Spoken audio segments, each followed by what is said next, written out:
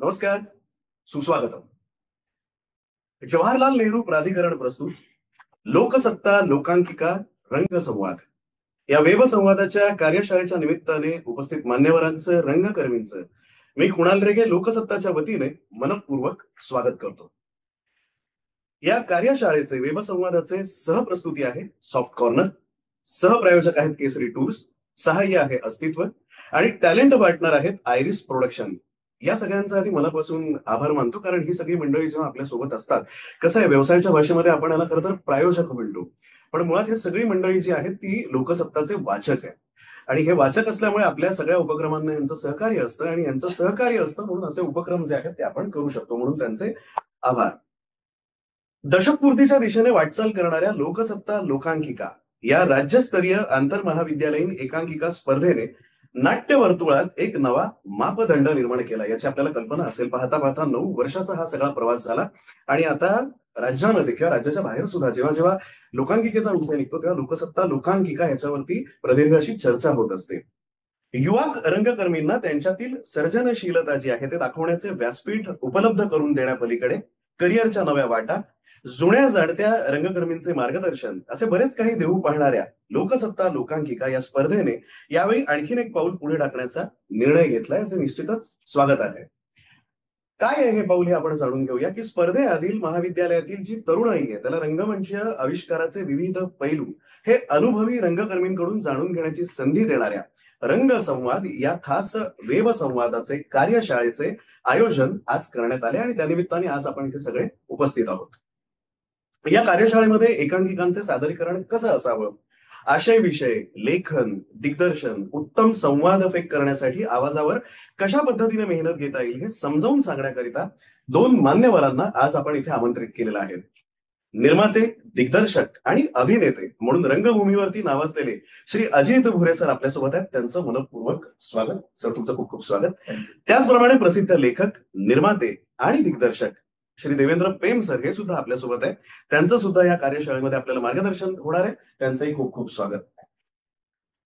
अनेक कलावंत या दोन्ही मान्यवरांच्या मार्गदर्शनाखाली आज रंगभूमीवरती व्यावसायिकरित्या, खरं तर हे महत्वाचं आहे, व्यावसायिकरित्या यशस्वी कामगिरी बजावताना आपल्याला दिसतात. तेव्हा ही दोन्ही मान्यवर मंडळी आपल्याला आज मार्गदर्शन करणार आहे या कार्यशाळेमध्ये आणि या वेब संवादामध्ये. यांचं मार्गदर्शन करून झाल्यानंतर मग आपण प्रश्नोत्तरांकडे वळूया. आपण काही प्रातिनिधिक आपले जर प्रश्न असतील तर ते नक्की आपण विचारा, आपल्याला ते नक्की आवडतील. मी सुरुवात करतो अजित भुरे सरांपासून. त्यांना विनंती करतो सर्वप्रथम ते आपली भूमिका मांडतील. धन्यवाद. सर्वप्रथम लोकसत्ताचे आभार मानतो की आम्हाला इथे आमंत्रित केलं त्याबद्दल. हा रंगसंवाद ही पहिली गोष्ट म्हणजे हा उपक्रम खरंच चांगला आहे. गेली काही वर्ष मी पण एकांकिका स्पर्धांचं आयोजन करतो आणि बऱ्याच वेळेला आम्हाला असं वाटत असतं की एकांकिका स्पर्धा झाल्यानंतर असं वाटतं की अरे या मुलांना आपण कुणीतरी आधी काहीतरी सांगितलं असतं तर बरं झालं असतं. सगळेजण नंतर एकांकिकांचा दर्जा घसरला, या वर्षीच्या बऱ्या नव्हत्या, गेल्या वर्षीच्या जास्त बऱ्या होत्या असं म्हणतात. त्याच्या आधी जर त्या मुलांना आपण चांगलं म्हणजे काय किंवा काय करायला हवं हे जर सांगितलं तर कदाचित त्यांच्या एकांकिकांच्या परफॉर्मन्समध्ये बदल घडू शकतो, फरक पडू शकतो, चांगला परफॉर्मन्स होऊ शकतो.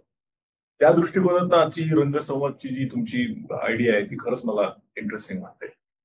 तर आता मला असं वाटतं की प्रश्नांतून उत्तर देणं जास्त बरोबर आहे, परंतु जर अगदी माझ्याकडून बोलायचं झालं तर मला असं वाटतं की लोकसत्तातर्फे जी लोकांकिका स्पर्धा गेली काही वर्ष सादर होते, जी मी बघतोय कंटिन्युअसली, त्याच्यामध्ये डेफिनेटली एक प्रकारचा प्रोग्रेस आहेच.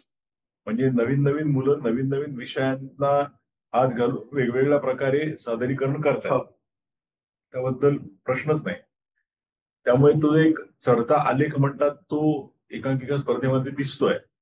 परंतु त्यापेक्षा वेगळं काय करता येईल किंवा या वर्षीची एकांकिका रचताना आपल्याला काय करता येईल, तर त्या दृष्टिकोनातून मला असं वाटतं की जे लेखक दिग्दर्शक आहेत किंवा त्यांच्या ग्रुपचे जे लीडर्स आहेत त्यांनी खरं म्हणजे महत्वाचे विषय कुठले आहेत आणि ते त्यांच्या जवळचे विषय. कसं असतं बऱ्याच वेळेला मी पाहतो ना की कुठला तरी एक विषय मुलं हाताळतात, परंतु त्यांच्या जवळचा विषय नसतो, त्या बाबतीत त्यांचा अभ्यास कमी पडलेला असतो, ते प्रेम नसल्यामुळे केवळ ते स्पर्श करून जातात त्या विषयाला, त्याच्यात ते घुसत नाहीत.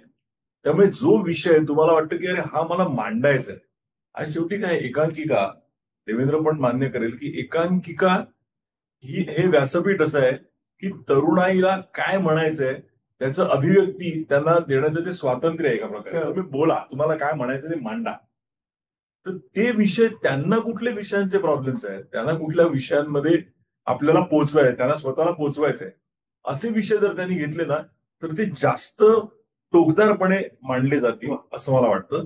तर त्या तशा विषयांकडे लक्ष दिलेलं जास्त महत्वाचं आहे. सादरीकरणाच्या बाबतीमध्ये मला असं वाटतं की मगाशीच एका ठिकाणी देवेंद्र सांगत होता की मी रिपीट करतोय, तुला तुला नंतर हे बोलायला वेगळं काहीतरी मिळेल म्हणून, पण त्याचा मुद्दा मला तो पटला की सादरीकरण हावी होईल अशा पद्धतीने एकांकिका सादर करू नका. त्यांनी फार चांगलं ऑब्झर्वेशन मांडलं. कधी कधी विषय चांगला असतो, काम करणारी मुलं चांगली असतात, परंतु उगाच परफॉर्मन्स चांगला व्हावा म्हणून तुम्ही लाईट्स, डिझाईन, सेट्स, काहीतरी कुठल्या तरी मॉबला आणता आणि त्यामुळे तो मूळ विषय राहतो बाजूला आणि इतर गोष्टींकडे लक्ष जातं. तर तसं होणार नाही. आपल्याला नक्की काय म्हणायचं ते नेमकेपणाने पोहोचवा, हे सगळ्यात महत्वाचं आहे असं मला वाटतं. अगदी. यानंतर मी देवेंद्र सरांना विनंती करतो, ते आपलं मत व्यक्त करतील. नमस्कार. लोकसत्ताचे आभार आम्हा दोघांना इथे बोलवलं आणि ही संधी दिली रंगसंवाद या कार्यक्रमात संवाद साधायची. हा एकांकिका ही लोकांकिका ही आता बरीच वर्ष आम्ही बघतो आहोत आणि त्याच्यात सर म्हणत तसे डेव्हलपमेंट खूप छान होते, संख्या वाढते. आता ओव्हरऑल एकांकिका हा एक स्वतंत्र नाटकाचा एक नाट्य असं फॉर्म असा म्हणून आपण स्वीकारलेला आहे, मान्यता आहे त्याला. एकांकिका आपल्याला परिपूर्ण असा आनंद देते हे आहे. तर त्यामुळे मला असं वाटतं की जसं नाटक करताना जेवढ्या सगळ्या पैलूंकडे बघितलं जातं तसं एकांकिकेकडे बघितलं गेलं पाहिजे, बघावं सगळ्या ह्या नवीन रंगकर्मींनी. आणि मग काय बाबा स्टेज आहे तर स्टेजवरती आपण म्हणतो की ऍक्टर हा सगळ्यात महत्वाचा असतो. जसं टेलिव्हिजन हे माध्यम लेखकाचं आहे, चित्रपट हे माध्यम दिग्दर्शकाचं आहे, तसं स्टेज हे माध्यम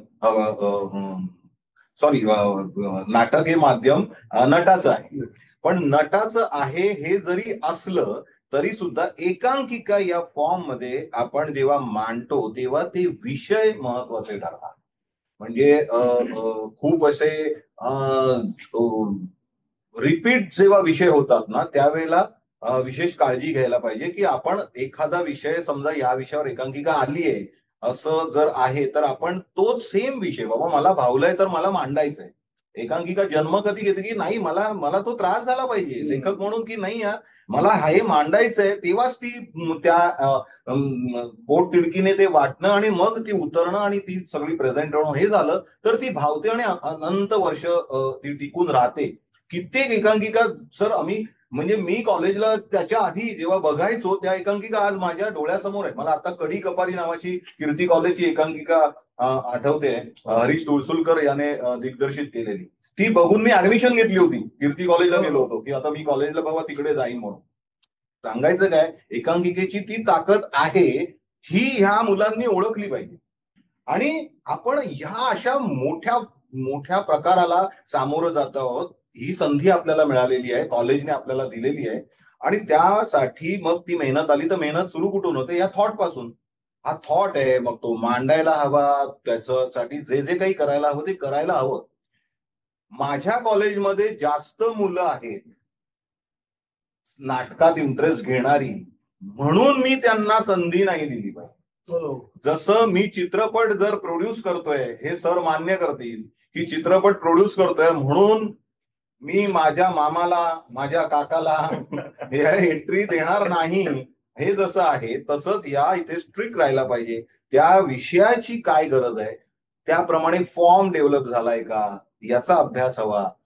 आणि आता तोच विषय पुन्हा की टेक्निकल अवडंबर नको, टेक्निकल बाजू जेवढ्या योग्य आहेत, विषयाला पूरक आहेत, विषय पोचवायला महत्वाचे आहेत तेवढ्यात वापराव्यात. त्याच्यामुळे विषय मारला जाईल असं होऊ नये. याकडे मुलांनी लक्ष द्यायला हवं. आणि ओव्हरऑल इम्पॅक्ट म्हणजे एक थॉट आहे, त्याची डेव्हलपमेंट आहे, मांडणी, त्याच्यासाठी निवडलेला फॉर्म आहे. मग तो फॉर्म बाबा पुरेल, आपण मांडू, सामोरं जाऊ, त्याला सादर करू, यासाठी असलेली मग सगळी पुढची जी डेव्हलपमेंट आहे, मग कास्टिंग पासून ते टेक्निकल सगळ्या बाजूपर्यंत, आणि मग हा सगळा एक जिनसी इम्पॅक्ट असणार आहे. पण अर्थात कलाकार पोचवणार आहेत, पण आहे तो मूळ थॉट, तो जम, तोही तितकाच महत्वाचा, आणि सादरीकरणही तितकंच महत्वाचं. म्हणजे नुसतं स्क्रिप्ट बरं झालंय पण पुअर सादरीकरण झालं तसंही नको. चोख परफॉर्मन्स, कडक एनर्जी आणि थॉट मध्येच मजा नाही, डेव्हलपमेंट मध्ये मजा नाही, तर तसंही नको. त्यामुळे एकांकिका वाटते तेवढी सोपी पण नाही आहे, हे लक्षात घ्या आणि त्याचा अभ्यास करा. अजूनही वेळ गेलेली नाहीये, खूप दिवस मध्ये आहेत तुमच्याकडे. त्याची रन थ्रू प्रॉपर बघा, दुसऱ्यांना दाखवा, आणि मग काही त्याच्यात इनपुट्स येतात ते अर्थातच ग्रुपमध्ये डिस्कस करून त्याच्यात काही बदल हवे तर ते करून ती सादर करावी, असं मला वाटतं. गेल्या काही वर्षात मला जाणवलेली एक गोष्ट फक्त नमूद करतो, मला सांग माझं बरोबर आहे किंवा चूक आहे ते, की काय झालं माहिती ना हल्ली, जसं आता थॉट, एकच थॉट असतो ना, ते थीम म्हणतो आपण ज्याला, ते कथा बीज आहे किंवा बीज आहे. ती थीम आहे ना, ती मांडण्यापुरतच त्याचे प्लॉट्स वगैरे किंवा तुम्हाला रचायला पाहिजे. मी हल्ली गेल्या काही वर्षात खूप काय बघतो, मला correct me if I am wrong, लेखकाला ना एकाच कलाकृतीमध्ये ना 3-4 गोष्टी सांगायच्या असतात. म्हणजे एक कुठला तरी तो प्रॉब्लेम घेतो, मग त्याला अचानक ते पण म्हणायचंय, मग त्याच्यात दुसरं काहीतरी म्हणायचंय, मग तिसरं पण काहीतरी कॉमेंट करायची. असं करू नका. एखाद्या बरोबर दुसरी तिसरी सबप्लॉट तुम्हाला लागतो, नाही असं नाही, पण तुम्ही जितके विषयाला फाटे फोडाल ना, तेवढं तुमचा परफॉर्मन्स किंवा तुमची कथावस्तू ही विसविशीत व्हायला सुरुवात. त्यामुळे एक फोकस ठेवून हा विषय मला मांडायचा आहे, त्यासाठी आवश्यक असलेल्या फक्त छोट्या छोट्या गोष्टी आपण करू, पण अनावश्यक गोष्टी जर त्याच्यात कोंबल्या तर मूळ गोष्ट राहते बाजूला आणि काहीच इम्पॅक्ट. हो सर, म्हणजे डेव्हलपमेंट, म्हणजे थॉट सुचला, त्याच्या पुढची जी डेव्हलपमेंट आहे 35 मिनिटाची, ती त्या थॉट पोहोचवण्यासाठी असलेलीच डेव्हलपमेंट पाहिजे ना. म्हणजे जी काही कथा, एक विचार आहे, मग त्याची एक कथा आहे, कथा आपण मग एक जसं चित्रपटात पट्टकथा किंवा नाटक डेव्हलप सीन्स मध्ये मांडणी जी होणार, ज्याचे जे प्रसंगाची जी लाईनअप आपण डेव्हलप करणार, आणि क्लायमॅक्स कडे जाऊन एक क्लायमॅक्स आपण डेव्हलप करणार, एक एंड पॉइंट आपला असणार आहे. ही डेव्हलपमेंट त्या विषयाला धरून आहे की नाही, का चटपटीतपणे सीन होतोय, हा ऍक्टर माझ्याकडे मस्त करतोय, याच्यासाठी आपण ते सोडलंय, ह्या सगळ्या गोष्टींना फार जागा राहून काटछाट करायला लागते तेव्हा. कारण आपल्याकडे तो स्टार असतो, म्हणजे खरंच ब्रिलियंट ऍक्टर असतात कॉलेजमध्ये उपलब्ध, आणि त्यांना ते काही करून असे लाफ्टर्स मिळतात. विशेषतः कॉमेडी एकांकिकेमध्ये हा प्रॉब्लेम होऊ शकतो, पटापट लाफ्टर्स मिळतात, काय जबरदस्त पंचेस घेतोय किंवा काय करतोय, अरे पण तो सीन आवश्यक आहे का, स्क्रिप्टला आवश्यक आहे का, तरच ठेव, नाही तर ठेवू नकोस. एकांकिकेत नाही, एक शब्द, एक मुवमेंट पण अनावश्यक नाही पाहिजे, एवढ्या कट टू कट वन ऍक्टले सादर झाला पाहिजे, एकांकिका सादर झाली पाहिजे. आणि दुसरं कधी कधी मला चाललं बोललं, हो अर्थात, दुसरं कधी कधी मला काय आवडतं माहिती ना, की गेल्या वर्षी अशा अशा पद्धतीच्या एकांकिकेला बक्षीस मिळालं, मग तशाच पद्धतीची एकांकिका आपण करणार, असं नका करू. जे तुम्हाला चांगलं वाटतं, तुमच्याकडे तुम्हाला जे पोचवायचे ते, आणि तुमच्याकडे जे सर्वोत्तम रिसोर्सेस आहेत ते, त्याचा संगम करून तुम्ही तुमची एकांकिका सादर करा. याला बक्षीस मिळेल का, कारण बऱ्याच वेळा मी एक उदाहरण देतो, कॉमेडीचा बक्षीस मिळत नाही असं काही नसतं, सिरियस नाटकांनाच बक्षीस मिळतं असं काही नसतं. आता नाही राहिलं सर, म्हणजे असं जरी असलं तरी आता काळ बदलतो. तरी प्रश्न मांडला तरच माझी एकांकिका लोकांपर्यंत पोहोचते असं नाही. तुम्ही अगदी साधं काहीतरी मांडलं पण ते परिणामकारक रीतीने मांडलं तरी सुद्धा तुमची एकांकिका चांगली होऊ शकते, उठून दिसते. हो. मला फक्त एक आवर्जून आपल्या सगळ्या रंगकर्मींना सांगायचंय जे आता ह्या कार्यशाळेमध्ये सहभागी आहे, ज्यांना प्रश्न, मी मगाशी म्हटलं होतं की तुमचे प्रश्न आमच्यापर्यंत पोहोचणं गरजेचं आहे, तुम्ही प्रश्न विचारा. ज्यांना प्रश्न विचारायचे आहेत त्यांनी राईज हँड बटन दाबायचंय आणि त्यांनाच प्रश्न विचारण्याची संधी मिळणार आहे, हे जरा लक्षात ठेवा. राईज हँड बटन दाबा आणि त्यांनाच प्रश्न विचारण्याची संधी मिळेल. प्रश्न ज्या वेळेला तुम्ही विचाराल त्यावेळेला आधी तुमचं नाव सांगा, तुमची जर एखादी संस्था असेल, कॉलेज, कुठल्या महाविद्यालयातनं तुम्ही आहात आणि तिथून प्रश्न विचारत असाल तर तेही सांगा. सर, मी एक प्रश्न तुम्हाला एक आवर्जून दोघांनाही विचारेन, म्हणजे गेली अनेक वर्ष तुम्ही स्वतः तर सगळे येतातच आहात या लोकांकिकेसाठी, अनेक मान्यवर परीक्षक सुद्धा असतात. गेल्या वर्षी ज्येष्ठ रंगकर्मी विजय केंकरे सरांनी हा प्रश्न मुद्दामून उपस्थित केला होता की सगळं असं फॅन्टॅसी दिसतं, म्हणजे सुंदर प्रकाश योजना आहे किंवा भरपूर खर्च करून नेपथ्य केलेलं आहे, बाकी आणि 40 असे कलावंत पण आहेत, इतकं सगळं आहे, पण कथा कुठे आहे? Where is the story? मूळ त्याचा जो गाभा आहे तो कुठे आहे? तो दिसतच नाही. तर ती कथा म्हणजे आपण लेखन जेव्हा आपण विषय म्हणतो त्याला, आणि मुळात लोकांकिकेचा जो उद्देश आहे तो तोच आहे की हे व्यासपीठ का लोकसत्तांनी दिलंय, तर मुळात ह्या तरुण मुलांचं लेखन समोर यावं. अजूनही असं खूपदा दिसून येतं की ज्या प्रसिद्ध लोकांकिका आहेत किंवा एकांकिका आहेत त्याच घेतल्या जातात, नवीन फार कमी लिहित आहेत. तर त्याविषयी जरा तुमचं काय मत आहे ते जर तुम्ही सांगाल का? मुलांनी लिहिलं पाहिजे ना. डेफिनेटली लिहिलं पाहिजे, पण काय होतं अगदी प्रामाणिकपणे त्याच्यातलं एक काय म्हणतात त्याला हर्डल तुम्हाला सांगतो की आमच्याकडे INT स्पर्धा आम्ही करतो, हो. बरोबर. आम्ही त्याच्यामध्ये आमचा हा नियम आहे की एकांकिका ही या स्पर्धेतला हा पहिला परफॉर्मन्स असला पाहिजे, नवीनच असली पाहिजे. नवीन असली पाहिजे. मुलांचा प्रॉब्लेम असा असतो, एका वर्षी ते असे किती करणार. अच्छा. म्हणजे त्यांच्या बाजूने बोलायचं झालं तर असं की एक एकांकिका त्यांनी INT साठी लिहिलेली असेल, आता नवीन सुचायला पाहिजे, तर ते दुसरं काहीतरी नवीन लिहितील ना. त्यामुळे त्यांची नवीन नवीन सुचणं हे इतकं सोपं नसतं. त्यामुळे त्यामुळे त्यामुळे कदाचित त्याच एकांकिका तुम्ही म्हणता तशा येत असतील. पण विजय केंकरेंचा मुद्दा तुम्ही जो म्हणाला तो कथा सांगणं मात्र तुम्हाला जमलं पाहिजे. मी कथा कशी सांगताय, शेवटी सिनेमा असो किंवा नाटक असो, एकांकिका असो, स्टोरी टेलिंगच महत्वाचं ना. बरोबर. त्या फॉर्म प्रमाणे ते बदलत जाईल. तिन्ही फॉर्म निर्धाराळे आहेत, पण ती स्टोरी तुम्ही कशी सांगणार आहात, त्याचे ट्विस्ट अँड टर्न्स कसे आणणार आहात, तिथे त्याचा जो आपण म्हणतो ना उत्कर्ष बिंदू तुमच्या ह्याचा कुठला असेल, हे तर तुम्हाला नीट रचायलाच पाहिजे. बरोबर. सर तुम्ही? हो. आपण नेहमी म्हणजे म्हणतोच कथा प्राण आहे. म्हणजे जो विषय सुचलाय तो विषय आपण मांडणारी जी कथा डेव्हलप केलेली असेल ती कथा शेवटी घरी गेल्यानंतर डोक्यात राहणार आहे. त्यामुळे तो महत्वाचा भाग आहे. आता तो नवीन नवीन शोध घेणं हा आता बोललो त्याच याचा भाग आहे तो की नवीन नवीन शोध घ्यायला पाहिजे, विषय घेतले नवीन तर मग कथा नवीन बनतील आणि त्या अनुषंगाने मग पुढे काम होईल.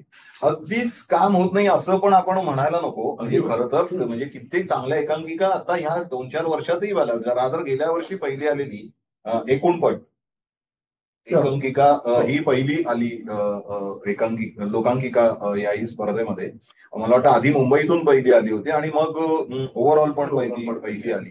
तर त्याचं जर आपण सर घेतलं तर आजही शाळेमध्ये जी उपस्थिती असते मुलांची किंवा त्या संदर्भातल्या विषयावरती त्यांनी एक म्हणजे हा विषय झाला ना, मग तो विषय मांडण्यासाठी म्हणजे ती कमी असते, साधारण नसते.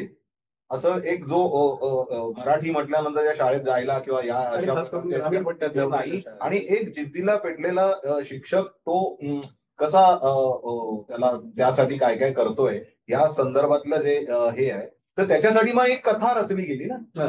आणि मग ती कथा रचली म्हणून ती कथा पोचवायला प्रसंग रचले गेले की मला हे पोचवायला, आणि मग ते प्रसंग पोचवायला काही कॅरेक्टर्स आली आणि कॅरेक्टर्स आली म्हणून मग ते डायलॉग झाले, ज्याच्यातून मग हा जो सगळा जर प्रवास नीट समजला, बाबा थॉट आहे, तो थॉट साठी एक स्टोरी आहे, ती स्टोरी मांडण्यासाठी मी प्रसंग डेव्हलप करतोय, ते प्रसंग पोहोचवण्यासाठी मी कॅरेक्टर्सची योजना केलेली आहे आणि ही कॅरेक्टर्स येऊन हे डायलॉग बोलणार आहे, ज्याच्यामुळे परत मला 1तून 2, 2तून 3, 3तून 4 करत करत मला हे पोहोचवायचंय. हा फोकस जर राहिला तर मग ते होणार नाही की भरकटलं. मग आपोआपच आपल्याला आवश्यक तिथेच आपण म्युझिक आवश्यक तिथे तो तसा सेट, तसे कॉस्ट्युम्स, मग तो सगळंच फोकस राहू शकेल. अगदी. मला वाटतं काही प्रश्न आले असतील तर आपण तिथे बोलूया. एखादा पहिला प्रश्न आपल्यापैकी कोणी विचारा. आहे का काही प्रश्न, एखाद दुसरा?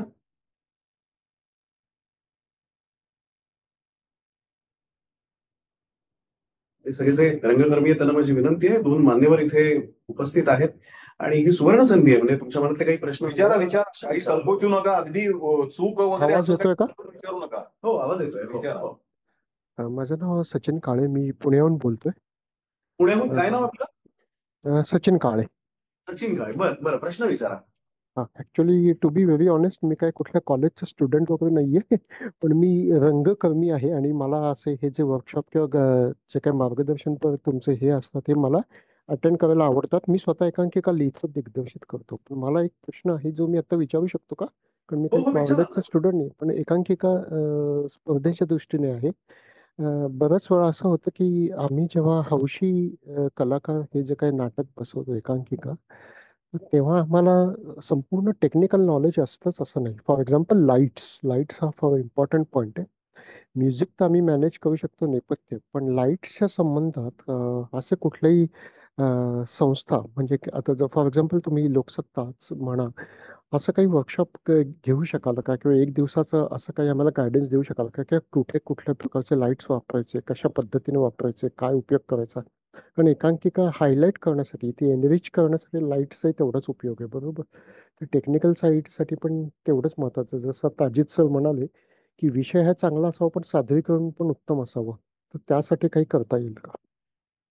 मला माहित नाही की लोकसत्ता याच्यामध्ये तुम्हाला कशी मदत करू शकेल, परंतु याच्यामध्ये एक सोपा मार्ग असा असतो की हं, तुमच्या आजूबाजूला एकांकिका करणारी बरीचशी मंडळी असतात आणि त्यांच्यामध्ये हं. टेक्निकल काम करणारी मंडळी पण असतात. तर तुमच्या ओके. ग्रुपमधल्या ज्या माणसांना टेक्निकल मध्ये इंटरेस्ट आहे, जसं हं, आपण माहिती काय, एखादा कलाकार असतो त्याला आपण शिबिरात पाठवतो, बरोबर? हं, आणि त्या हं, हं. शिबिरामध्ये तो काहीतरी शिकतो ऍक्टिंग. तसं या टेक्निकल मंडळींकडे आपल्यातल्या लोकांना पाठवून एखाद्या त्यांच्या एकांकिकेला त्यांनी जर असिस्टंट म्हणून काम केलं आणि ते जाणून घेतलं, तर तुम्हाला तशी सोय उपलब्ध होऊ शकेल. कारण लोकसत्ता किंवा अशी एकांकिका ही जे भरवणारी मंडळ आहे ते आणखी किती कुठल्या प्रकारची वर्कशॉप घेतील. मला वाटतं हा शोध तुमचा तुम्हालाच घ्यावा लागेल. तुमच्या आजूबाजूला अशी काम करणारी कोण कोण मंडळी आहेत आणि आपल्या सुदैवाने मराठी एकांकिकांमधली सगळी मंडळी एकमेकांना मदत करणारी आहेत. हो. त्यामुळे जर ओके. तुम्ही त्यांच्याकडे गेलात की बाबा समजा ते देवेंद्र प्रेम उत्तम लाइटिंग करणार आहे आणि तुमच्याकडचा एक माणूस आहे जो डिरेक्टर आहे, त्याला सांगितलं की बाबा देवेंद्र प्रेमला जाऊन भेट, तर देवेंद्र प्रेम नक्की as a designer, light design म्हणजे काय, स्पॉट्स म्हणजे काय, ते कसे वापरायचे, किती नंबर ऑफ स्पॉट्स कसे वापरायचे, त्याचं इकॉनॉमिक्स काय असतं, हे सगळं तुम्हाला तो समजावून सांगू शकतो. पण तुम्हाला त्यासाठी डायरेक्ट त्या लोकांशी आत्ता तरी मदत घ्यावी लागेल असं मला वाटतं. लोकसत्ताकडून ही मदत कितपत होईल हे मला माहित नाही. झाली तर उत्तमच आहे, पण तुमचा हा प्रश्न आपण लोकसत्ता संयोजकांपर्यंत आता पोहोचलाच आहे, त्याच्यावरती ते विचार करते. म्हणजे मला अशी रिक्वेस्ट करायची होती की लोकसत्तासाठी की जसं तुम्ही आता हे कंडक्ट करता एकांकिका आणि हे काय त्याच्या संबंधी मार्गदर्शन, तर आत्ता नाही पण वर्षभरात कधीही म्हणजे फक्त स्टुडंटसाठी नाही, अगदी ओपन पार्टिसिपंटसाठी असं काही वर्कशॉप ठेवू शकाल का पुण्या मुंबईत? हो, ही माझी ज्याच्या करून सूचना नक्कीच चांगली आहे. म्हणजे आपण याचा नक्कीच विचार करूया, काहीच हरकत नाही. कारण हा पहिलाच प्रयत्न लोकांकिकाच्या माध्यमातून आपण करतो. मला वाटतं देवेंद्र सरांना काहीतरी हो, सांगायचं. मला असं वाटतं की जे महाविद्यालय आहेत आणि ज्या एकांकिका स्पर्धेत म्हणजे भाग घेताय तुम्ही वेगवेगळ्या अशी जी कॉलेजेस आहेत, तर त्यांनी मला वाटतं पुढाकार घ्यायला हवा. कारण तुम्ही जर आता तुमचा हा प्रॉब्लेम तुम्हाला वाटतोय किंवा तुम्हाला हा प्रश्न पडलाय, तर त्याचा मला आनंद होतोय. म्हणजे की बाबा नाही बाबा, ह्या ह्याच्यात आम्ही थोडेसे कमी पडतोय, याच्यात आम्हाला थोडं शिकायचंय. Very good. आणि प्रत्येकाला हा असतोच ना बा, कोण असं डायरेक्ट लाईट्स म्हणजे कोण करत असणार, डायरेक्ट लाईट्स त्याला येतात असं काही होणारच नाहीये. पण मग नाही नाही. महाविद्यालयाच्या बजेटमध्ये तुम्ही या गोष्टी जर लिहिल्यात किंवा तुम्ही जर तो एक आमचा प्रॉब्लेम आहे, ह्या आमचं महाविद्यालय बाबा लाईट्स मध्ये कमी पडतं, त्यामुळे जर लाईट्सचं आम्हाला ज्ञान मिळालं, त्यासाठी जर कॉलेजने शीतल दळपदे सारखा कोणी म्हणजे लाईट जे चांगले हे करतात अशापैकी कोणी व्यक्ती कॉलेजला बोलवून किंवा त्याच्याशी संपर्क साधला, तर तो पूर्ण एका दिवसामध्ये तुम्हाला या सगळ्या गोष्टींचं ज्ञान जास्त चांगल्या रीतीने देऊ शकेल. आणि ते कॉलेजची ऍक्टिव्हिटी होईल, कॉलेजने तुमच्यासाठी केलेली एक खास ऍक्टिव्हिटी होईल. आणि तुमचाही कॉन्फिडन्स, त्यामुळे ज्ञान मिळाल्यानंतर कॉन्फिडन्स वाढणारच. याचा उपयोग तुम्हाला एकांकिका सादर आणि करण्यामध्ये तुमच्या होईल. मूळ प्रश्नाला उत्तर द्यायचं झालं तर तुमची सजेशन, तुमची सूचनावाचा प्रश्न अत्यंत चांगला आहे, तो लोकसत्तापर्यंत पोहोचलेला आहे. त्यामुळे अशी जी तज्ञ मंडळी आहे, शीतल तळपदे असेल, राजन भिसे असतील, म्हणजे सेट पण तसं ना, लाईट प्रमाणे सेट डिझाईन हो असतं, हो, yes light yes design yes. असतं, म्युझिक ऑपरेट करणं असतं. ह्या संदर्भात काय करता येईल हे आपण, मला वाटतं लोकसत्ताने याच्यावरती विचार करायला काहीच हरकत नाही. त्यांना जर ते शक्य असेल तर ते डेफिनेटली करतील. नक्की आणि नक्की. जर तसा काही विचार झाला तर मी तुम्हाला म्हणतो, श्याम चव्हाण हा जो लाईट डिझाईन करतो, हा. ऑपरेट करतो. हा एकांकिका स्पर्धांमधला आता बादशाह लाईटमन आहे. बर. म्हणजे हे नाव तुम्हालाही माहित असेल की अनेक वर्ष हो, हो. तो स्पर्धेमध्ये प्रचंड चांगलं काम करतोय. शीतल आहे. शीतल आता व्यावसायिक रंगभूमीवर त्याची 125 पेक्षा जास्त नाटकं झाली. थँक्यू सर, नक्कीच. Thank you very much. धन्यवाद धन्यवाद सचिनजी, खूप छान प्रश्न होता तुमचा. पुढच्या प्रश्नाकडे वळूया. पुढचा प्रश्न घेऊया आपण. नमस्कार, माझा आवाज येतोय का तुम्हाला? येतोय, अगदी स्पष्ट येतोय. आपलं नाव अच्छा, सांगा. मी गुणवंत पाटील बोलतोय. काय नाव काय? मी पनवेल वरून बोलतोय मी. हा, पनवेल. नाव सर परत आणि एकदा सांगाल का? काय म्हणाले सर? नाव आपलं परत कळू शकेल का? गुणवंत पाटील, पनवेल. बरं. गुणवंतजी विचारा, प्रश्न विचारा. हा, मी ऑइल सेक्टर मधून रिटायर झालेलो आहे, ऑइल अँड पेट्रोकेमिकल्स मधून, ऑइल अँड गॅस आणि petrochemical. आणि मी काही एकांकिका लिहिल्या आहेत 4-5, आणि बऱ्यापैकी त्यांना म्हणजे लोकांना आवडलेले आहेत. काही बक्षीस वगैरे आहे लेखनाचं.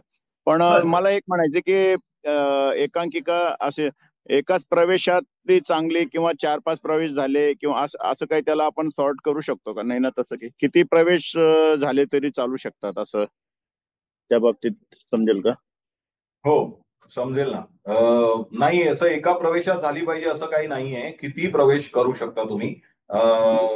अगदी छोटे छोटे असतील तर 15-20 जरी झाले तरी चालेल. पण वेळेचं मात्र बंधन पाळायला पाहिजे. एकांकिका म्हटल्यानंतर 20 मिनिटापासून ते जास्तीत जास्त 45 मिनिटापर्यंत हे ड्युरेशन असतं. त्याच्यात तुम्ही तुमचा फॉर्म जर तुम्ही निवडलात आणि तुमचे 20 प्रसंग होणार असतील आणि ते जर छान गुंफलेले असतील, तर मला वाटतं हा वेगळा कदाचित फॉर्मच डेव्हलप होईल तुमच्याकडून. त्यामुळे ते बंधन नाही, पण त्याच्यापेक्षा जास्त वेळेचं स्पर्धेतही मला वाटतं अलाव करत नाही. आणि मग तो दीर्घांकाकडे जाऊ शकेल. नाही, दीर्घांक नाही झाला पाहिजे. तो एकांकिका म्हटल्यानंतर 20 ते 45 हे आयडियल टायमिंग आहे त्याचं. त्याच्यात बसवून तुम्ही कितीही प्रसंग करा, काही प्रॉब्लेम नाही. आणि मुळात कसं आहे, तुम्ही जितके प्रसंग लिहाल, प्रवेश लिहाल, त्याचं एकमेकांमध्ये गुंफणं, हा शब्द आता देवेंद्रने फार चांगला सांगितला, ते फार महत्वाचं आहे. जर ते तुटक झाले तर तुमच्या ओव्हरऑल एकांकिकेवरती परिणाम होईल. त्यामुळे ती एकांकिका चांगली होणार नाही. त्यामुळे ते ट्रान्झिशन जे आहे, प्रत्येक प्रसंगांमध्ये दुसऱ्या प्रसंगांमध्ये जाणं, हे चालाखीने करणं हे फार महत्वाचं ठरतं. नक्की. धन्यवाद गुणवंतजी. पुढच्या प्रश्नाकडे वळूया आपण. पुढचा प्रश्न घेऊया. महाविद्यालयातले काही प्रतिनिधी जर असतील तर त्यांनी विचारायला हरकत नाही. Hello sir. नमस्कार सर, आवाज येतो? हो, येतोय. आपलं नाव सांगा. Good afternoon sir. मी संस्कृती संदीप दीक्षित. काय नाव काय? मी संस्कृती संदीप दीक्षित. बरं, संस्कृतीचे प्रश्न विचारा. सर, मी एक स्टुडंट आहे. I am a journalism student. Media and communication studies मध्ये आहे. But to be honest, I am very interested in acting. मी खूप जास्त एकांकिका किंवा अशा ऍक्टिंग रिलेटेड स्पर्धांमध्ये खूप इंटरेस्टेड आहे. पहिल्यापासून माझं ड्रीम राहिलेलं आहे.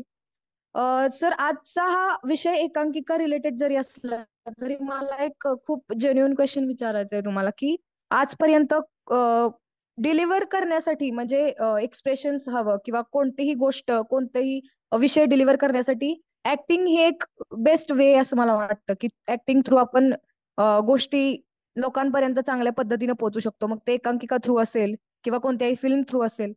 सर, तुम्ही दोघं खूप मोठे दिग्गज आहात. मी पहिल्यापासून तुमच्या दोघांना फॉलो करत आली आहे. मला असं क्वेश्चन विचारायचं होतं तुम्हाला, की सर, ऍक्टिंग बिल्ड करण्यासाठी किंवा आपले एक्सप्रेशन्स क्लिअर होण्यासाठी किंवा एकांकिकेसाठी किंवा वेगवेगळ्या फील्डसाठी आपण स्वतःला कसं बिल्ड करू शकतो याबद्दल थोडं सांगा. बरं. मी सांगतो. म्हणजे एकंदर मला कळलं ते हे, की कुठल्याही एकांकिका असो नाहीतर कुठेही अभिनय करायचा असेल तर फेशियल एक्सप्रेशन हे डेव्हलप होण्यासाठी काय करावं असं तुला विचारायचंय, बरोबर? हा सर. तर बघ, मला काय वाटतं की शेवटी आपल्या मनात जो भाव असतो तो जर आपण व्यक्त चांगल्या रीतीने केला तर ते भाव आपल्या चेहऱ्यावर उमटतात. चेहऱ्यावरती वेगळे एक्सप्रेशन देण्याची गरज लागत नाही. तर त्यामुळे हा चांगले भाव येण्यासाठी अभिनयाचा जो बेस आहे तो म्हणजे जे काही कॅरेक्टर आहे ते चांगल्या रीतीने सादर करणे, याचा अभ्यासच करायला हवा पहिलं.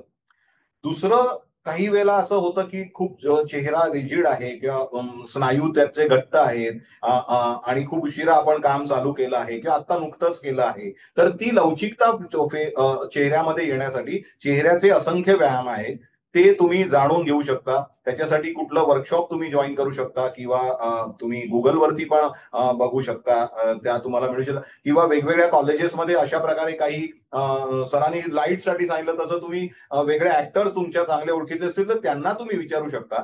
असे खूप प्रत्येक मसलसाठी म्हणजे अगदी ओठांपासून हनवटीपासून गाल भुवया इथे कपाळ या प्रत्येक याच्यासाठी तुम्हाला एक्सरसाइजेस आहेत चांगले. त्यांनी ही लवचिकता वाढते. छोटे छोटे भाव सुद्धा पोचतात. हे तुम्ही करू शकता. आणि चेहरा शेवटी दिसण्याची कला आहे, दिसताय तुम्ही, त्यामुळे त्या चेहऱ्याची जास्तीत जास्त काळजी घेतली पाहिजे. तर कसा जास्त जसं चांगला राहील. देवाने आपल्याला जो चेहरा आता दिलाय तो तर त्याच्यात तर बदल नाही घडवता येणार आहे, पण तो आहे तो तेवढा चांगला मेंटेन करता येईल याकडे एक लक्ष देणं असू शकतं, ज्याच्यामुळे एक्सप्रेशन्स आपले पोचतील. आणि फायनली म्हटल्याप्रमाणे की ऍक्टिंग हे महत्वाचं आहे. जे भाव चेहऱ्यावर येणार त्याच्यासाठी तुम्ही अभिनय कसा करावा याच्यावरती पण जास्त लक्ष द्या. हे सगळं मिळून जर झालं तर मला वाटतं तुमचा प्रॉब्लेम सॉल्व्ह होऊ शकतो. Okay, thank you so much sir. धन्यवाद संस्कृती, खूप खूप आभार. पुढच्या प्रश्नाकडे वळूया. पुढचा प्रश्न. तिन्ही छान प्रश्न आले, म्हणजे पूर्ण वेगळ्या पद्धतीचे प्रश्न होते. तर पुढच्या प्रश्नाकडे वळूया आपण. पुढचा एखादा प्रश्न. मला वाटतं आतापर्यंत ज्यांनी लोकांकिकामध्ये सहभाग नोंदवला अशा सुद्धा बरीचशी लोक आहेत याच्यामध्ये. त्यांच्यापैकी काही जणांनी विचारला हरकत नाही, किंवा आता ज्यांनी स्पर्धेमध्ये आता सुरू होईल या 30 तारखेपासून लोकांकिका सुरू होतील पुण्याला. हा नमस्कार, कोण आहे? माझं नाव ओमकार तांबे आहे. नाही, नाव जरा परत एकदा सांगणार? ओमकार तांबे. ओमकार तांबे. ओमकार कुठून बोलताय आपण? हो सर, मी मूळचा कर्जतचा आहे, अहमदनगर जिल्ह्यामधील. सध्या बरं. पुण्यामध्ये असतो. तर माझं महाविद्यालय शिक्षण पूर्ण झालंय, पण महाविद्यालयात असताना मला अशी कधी संधी मिळाली नाही सहभाग घ्यायची. तर आता माझं शिक्षण पूर्ण झालेलं आहे आणि मी पुण्यात आता स्पर्धा परीक्षांचा अभ्यास करतो. तर पण मला लोकांकिकाची जी नाटकाची खूप आवड आहे लहानपणापासूनच. तर त्यात आता महाविद्यालय पूर्ण शिक्षण झाल्यानंतर कसं सहभागी होता येईल, आणि आता ग्रामीण भागातला असल्यामुळे थोडीशी भीती वाटते की बाबा भविष्यातील संधी वगैरे ह्या सगळ्या गोष्टी. तर मग ते कसं करता येईल मला, आणि मला कशी संधी मिळेल यामध्ये? महाविद्यालय ह्याच्यात कसं सहभागी. हा, म्हणजे आता कसं झालं, महाविद्यालयीन शिक्षण त्यांचं जेव्हा चालू होतं तेव्हा त्यांना संधी नाही मिळाली, म्हणजे लोकांकिका अच्छा. एकांकिकेमध्ये सहभाग नाही नव्हता. हा, सोपं आहे. पण आता मात्र त्यांना करायचं. अगदी काहीच प्रॉब्लेम नाही. कुठे राहता म्हणाला तुम्ही? पुण्यामध्ये, सध्या पुण्यामध्ये आहे. हा, मग अरे कितीतरी असे नाटकाचे ग्रुप्स आहेत. जशा आंतर महाविद्यालयीन स्पर्धा होतात तशा इतरही बऱ्याचशा ओपन स्पर्धा पण होतात महाराष्ट्रात, राज्यस्तरीय अशा. आणि त्याचे वेगवेगळे एरियामध्ये अनेक नाटकांचे ग्रुप्स असतात. तर त्याच्यातली जर माहिती तिकडे गोळा केली तर सहजरित्या तुम्हाला तिथे माहिती मिळेल की, आणि मग जवळ जिथे राहता तुम्ही त्याच्या जवळपासचा जो एखादा चांगला ग्रुप असेल किंवा चांगला ग्रुप आहे पण तो लांब आहे पण ग्रुप मात्र चांगला आहे, हे जर वाटलं तर लांबचा ग्रुप करा, जिथे तुम्हाला जास्त चांगलं काम करता येईल, जास्त चांगल्या लोकांबरोबर काम करता येईल. तर त्यामुळे अशा प्रकारे तुम्ही कॉलेज पास आउट झाल्यानंतर सुद्धा एकांकिका करत राहणं चालू ठेवू शकता. आणि दुसरं म्हणजे आता हे म्हटलं त्याप्रमाणे ना, पुण्यामध्ये विशेष करून खूप चांगली मंडळी छोटी वर्कशॉप्स घेत असतात. तुम्ही ते वर्कशॉप अटेंड करू शकता. तिकडे तुम्हाला निर्णय लोक भेटू शकतात.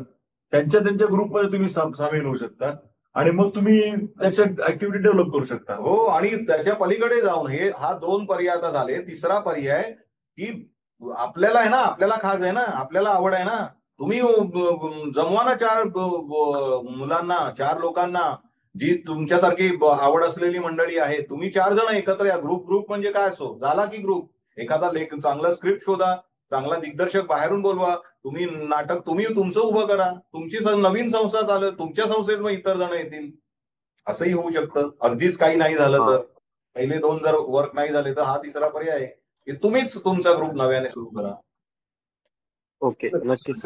ही अशीच सुरुवात महाराष्ट्रामध्ये अनेक संस्थांनी केली सुरुवातीपासून, आणि हीच खरी मला वाटतं पद्धत आहे. दोन्ही दिग्गजांनी हे मार्गदर्शन केलंय. आपण ओंकारजी याच्यावरती जरूर विचार करा. पुढच्या प्रश्नाकडे वळूया. पुढचा प्रश्न.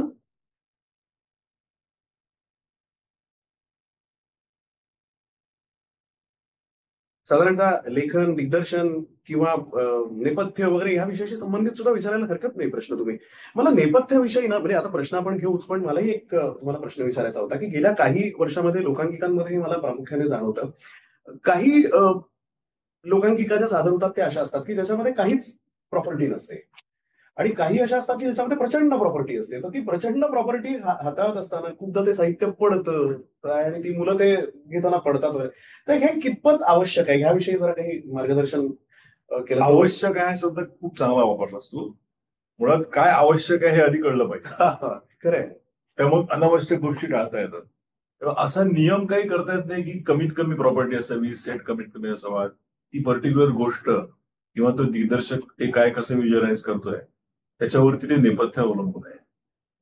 कमीत कमी नेपथ्यामध्ये अत्यंत परिणामकारक नाटक किंवा एकांकिका सादर झालेले आपण अनेक बघितलेले आहेत. त्यामुळे सूचक नेपथ्य ज्याला म्हणतात ना, अशा पद्धतीने सुद्धा आपल्याला करता येऊ शकतं.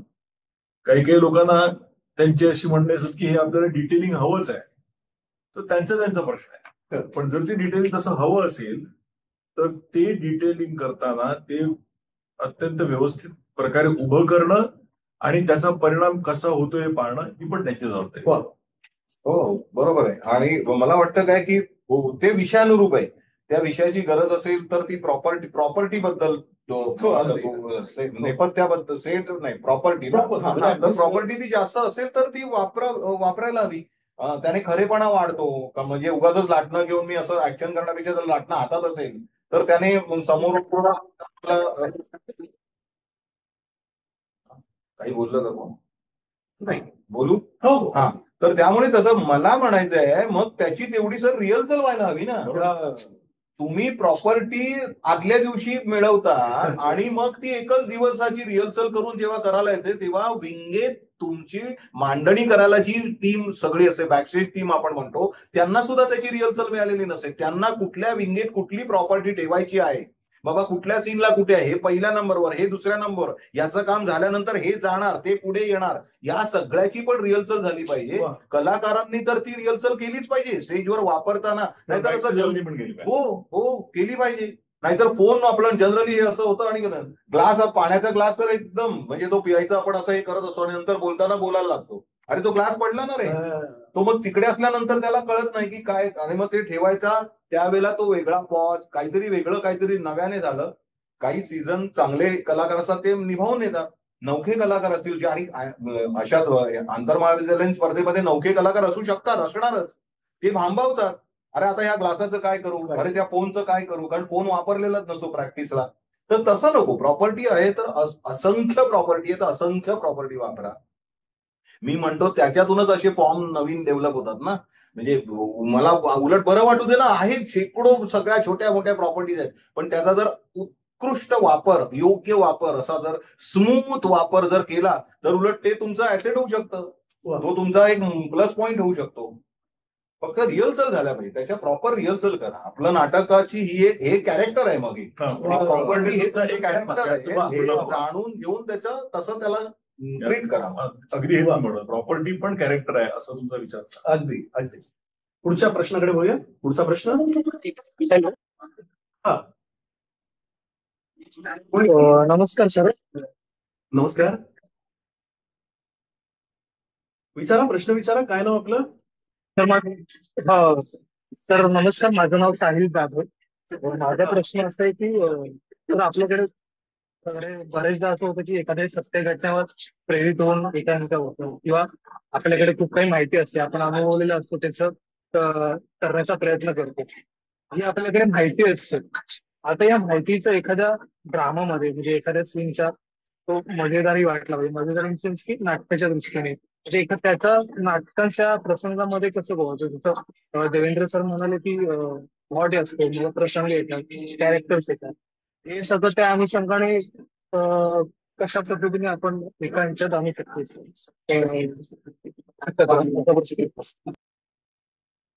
हा, म्हणजे हे मग प्रत्येकाच्या प्रतिभेवर आहे अवलंबून. नाहीतर सगळेजण सेम स्टाईलनेच लिहितील, तसं नाही होत ना. म्हणजे जे तू लिहितो, तुझी लिहिण्याची जी शैली असेल, की तुला सुचण्याची जी तुझी गती असेल, तुझी प्रतिभा शक्ती जशी असेल, त्यानुसार तुझं लिखाण होणार आहे. दुसरे जे लेखक आहेत ते त्यांच्या परीने लिहिणार आहे. त्यामुळे तुला जर विषय भावलाय आणि या फॉर्म मध्ये, म्हणजे त्याची बाबा मग मी कविता लिहिणार आहे का, की मी नाटक लिहिणार आहे का 2 अंकी, का मी चित्रपट ओके सर. लिहिणार आहे का मी एकांकिका लिहिणार आहे. मग मी ठरवलं जर एकांकिका फॉर्मॅटमध्ये मला हा विषय मांडायचा आहे, बाबा काही असेल मग तो विषय, काही अगदी घरगुती काही असेल, सामाजिक काही असेल, काहीतरी असं ऍब्सर्ड काही असेल, फार्स असेल, काहीतरी कल्पनाशक्तीतला कुठची अस्तित्वात नसलेली तुझ्या परग्रहावरचं काहीतरी मांडायचं असेल, मग हा थॉट झाला, हा मांडायचा. तुला तो मांडण्यासाठी डेव्हलपमेंट शोधायला पाहिजे, तुला त्याची कथा शोधली पाहिजे ना. ती कथा दुसरा माणूस कसा देणार, कारण तो थॉटच ओरिजिनली तुझ्या डोक्यात आलेला आहे. त्यामुळे तुला त्याच्यावर काम करायला पाहिजे की हे मी कशा पद्धतीने मांडीन तर हा थॉट पोचेल, अशी मी काय गोष्ट बनवीन. बाबा चलाक म्हातारी, मला म्हातारी चलाक आहे हे दाखवायचंय, त्यासाठी त्या लेखकाने मग काय केलं, त्याला आज हजारो लाखो ऑप्शन्स होते ना, पण त्यांनी तसं नाही निवडलं. त्याने तिला वाघाचं कॅरेक्टर, म्हणजे त्यांनी तसं एक बाबा हिचा प्रवास दाखवूया लेखीपर्यंतचा, आणि वाटेत त्याला एक वाघ भेटणार आहे, आणि मग तो वाघ हे एवढं वाघ म्हणजे मृत्यू भेटणार आहे, त्या मृत्यूलाही ती कशी गुंडाळून जाते, आणि मग तो परत येताना ती कशी त्याला मामा बनवते आणि जाते. मला मांडायचं काय होतं, मला मांडायचंय चलाक म्हातारी, पण त्याच्यासाठी मी ही कथा बाबा जी कोणी रचली आहे त्यांनी ही कथा रचली आहे, पण मी वेगळ्या पद्धतीने सांगेन. माझी चलाक म्हातारी वेगळी असेल, माझी चलाक म्हातारी मुळातच आधी शहरात असेल, आणि मी शहरातलं काहीतरी ट्रेन मधून जाताना ती कशी हे करते, आणि मग ती कशी एकाला म्हातारी आहे म्हणून ट्रेनच्या गर्दीत चिरताना एखाद्याच्या पाठीवर बसते आणि ती आपोआप डब्यात जाते, मी असं करेन. किंवा एखादं पाकिट मारला तीच कशी पकडते. हो, तर त्यामुळे तो तसं आहे. त्यामुळे प्रत्येकाला सुचलेलं एक आणि त्याची डेव्हलपमेंट करणं, एक बेसिक ड्राफ्ट तर स्वतः करायला हवा, मग तुम्ही वाचन करायला हवे, त्याचे इनपुट्स घ्यायला हवे, ड्राफ्टवर ड्राफ्ट बनायला हवे, आणि तरच ते कुठेतरी एका लेवल पर्यंत पोहोचतं. आणि मी एक सांगू का, या अनुषंगाने विषयावर येतो तर, एकांकिका हा प्रकार आहे ना, ती त्या रंगभूमीची चौकट आहे, त्या चौकटीत राहून विषयांच्या चौकटी सगळ्या तोडायचाच फॉर्म आहे. त्यामुळे तुम्ही सगळी बंधनं तोडून काहीतरी वेगळ्या प्रकारे मांडायला पाहिजे. सादरीकरण असो, विषयाची स्क्रिप्टवरची मांडणी असो, त्या चौकटी हे असं असतं तथाकथित. सर जे मगाशी म्हणाले की जुन्या विषयाला आपण इम्प्रेस होतो आणि तो विषय मांडायचा असेल तर मी मात्र अशा पद्धतीने मांडणार आहे की आजपर्यंत कोणी नाही मांडला, ती चौकट तोडून टाकणार आहे.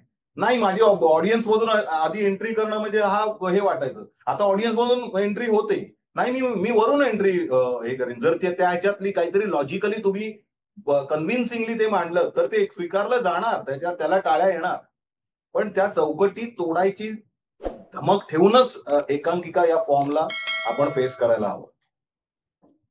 वा, पुढच्या प्रश्नाकडे वळूया आपण. पुढचा प्रश्न.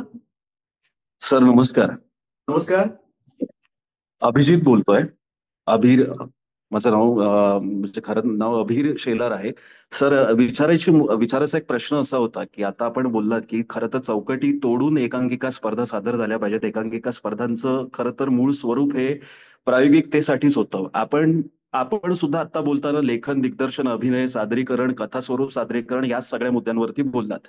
पण पुन्हा जेव्हा सादरीकरणाचा मुद्दा येतो तेव्हा आपण परीक्षण करताना अनेक ठिकाणी असं बघायला मिळालं की एखाद्या नामांकित स्पर्धेमध्ये, म्हणजे आपण धरून चालू की पुरुषोत्तम मध्ये एखाद्या एकांकिकेला पहिलं पारितोषिक मिळालं, तर उर्वरित स्पर्धांमध्ये सुद्धा त्या संघापेक्षा त्या प्रयोगाच्या दिवशी उत्तम प्रयोग करून जाणाऱ्या संघाची कथा, त्याचं कथास्वरूप सादरीकरण, जसं तुम्ही मगाशी म्हणाला, ती चौकट मोडलेली असताना सुद्धा परीक्षक केवळ आधीच्या कुठल्या स्पर्धांमध्ये या एकांकिकेला पहिलं, दुसरं, तिसरं असं कुठलं तरी पारितोषिक आहे म्हणून त्याच्यावरती भर देऊन त्याला पुढे पाठवण्याचा प्रयत्न अनेक ठिकाणी होताना दिसतो. मग पुन्हा ह्याचा परीक्षक म्हणून आता तुम्ही दोघं याचा कसा विचार कराल आणि आम्हाला कसं मार्गदर्शन कराल की ह्या ज्या बाजाच्या एकांकिका होत्या, तुम्ही सुरुवातीच्या चर्चेमध्ये पण म्हणालात की खरं तर बाज तोडून केलं पाहिजे, बाज आहे, चालतीये एकांकिका, असंच कुठेतरी सादरीकरण चाललंय म्हणून आपण त्या सादरीकरणाकडे गेलं नाही पाहिजे.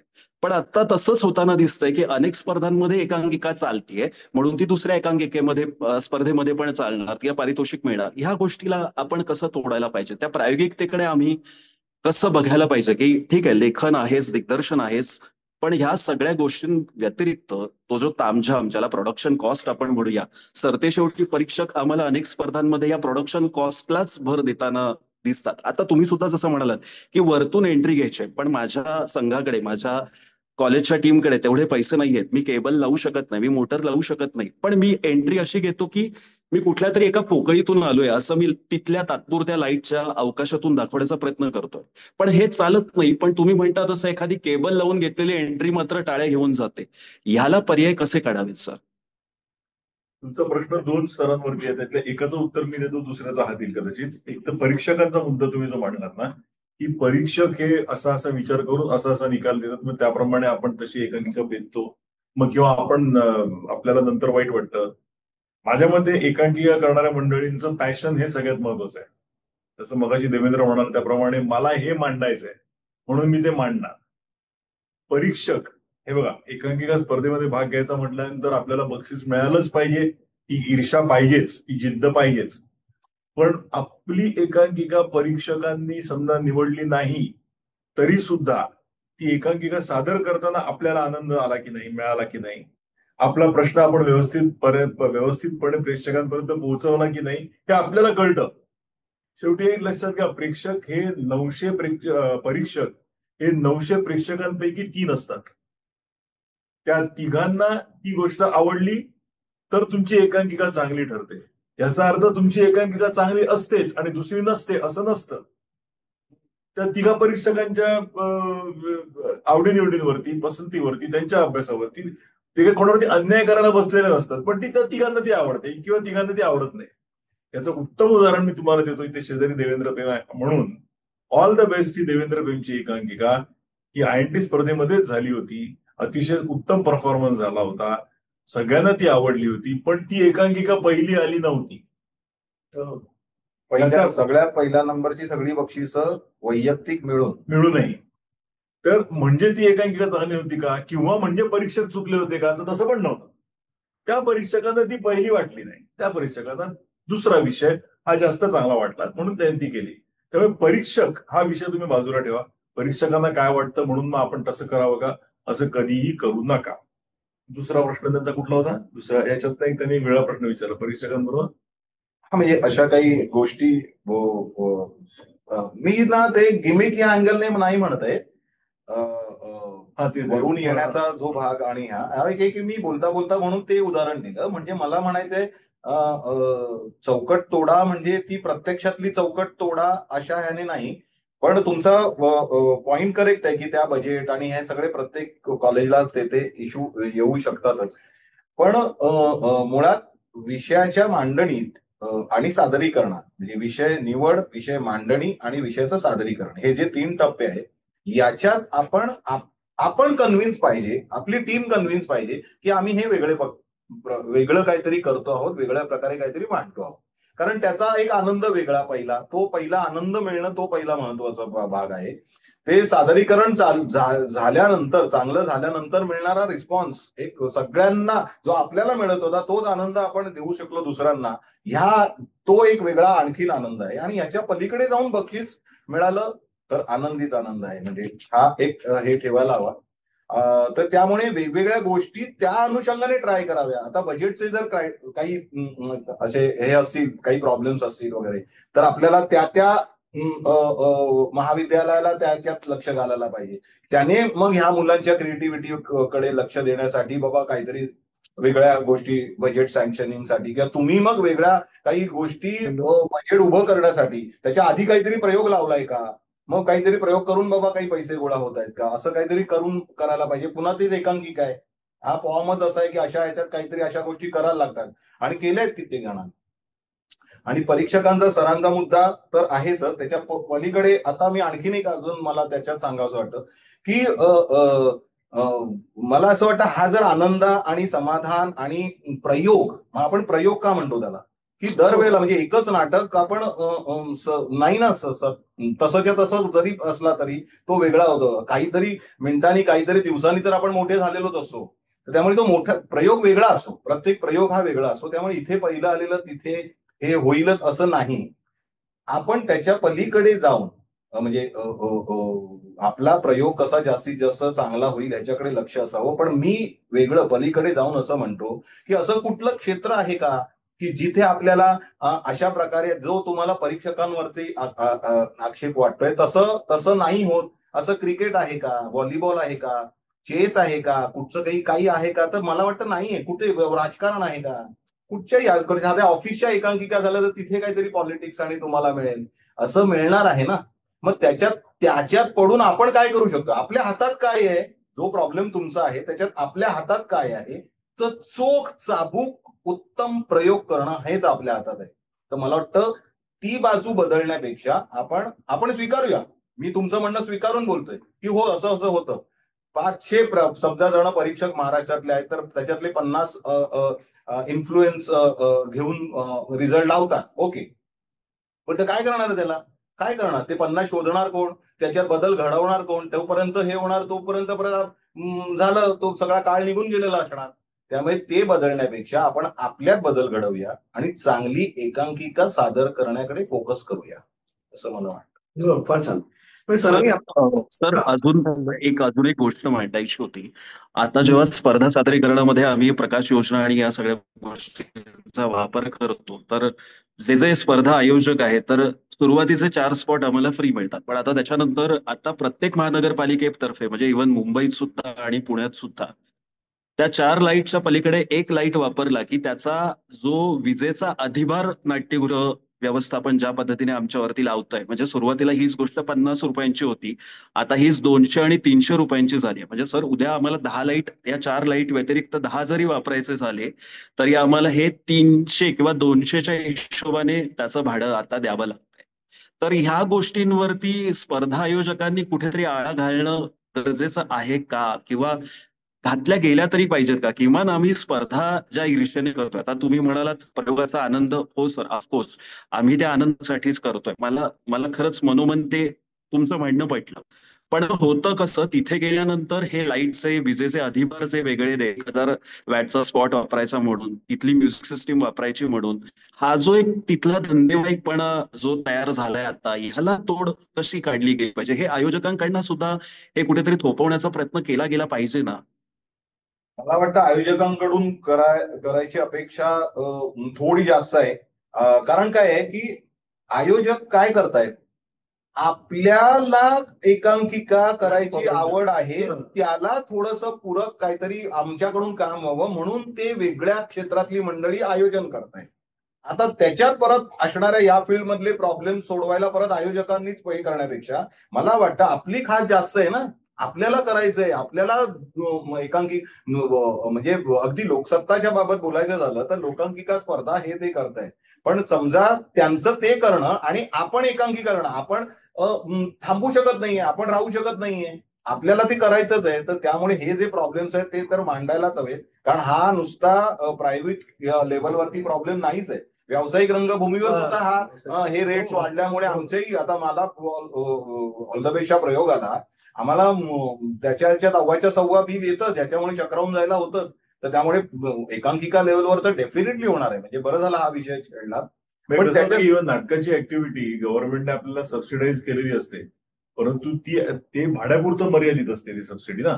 त्याच्यानंतर जी आपण इलेक्ट्रिसिटी वापरणार त्याच्यामध्ये पुन्हा कशी सबसिडी मिळणार आपल्याला, त्यामुळे ती आपल्याला द्यावीच लागते.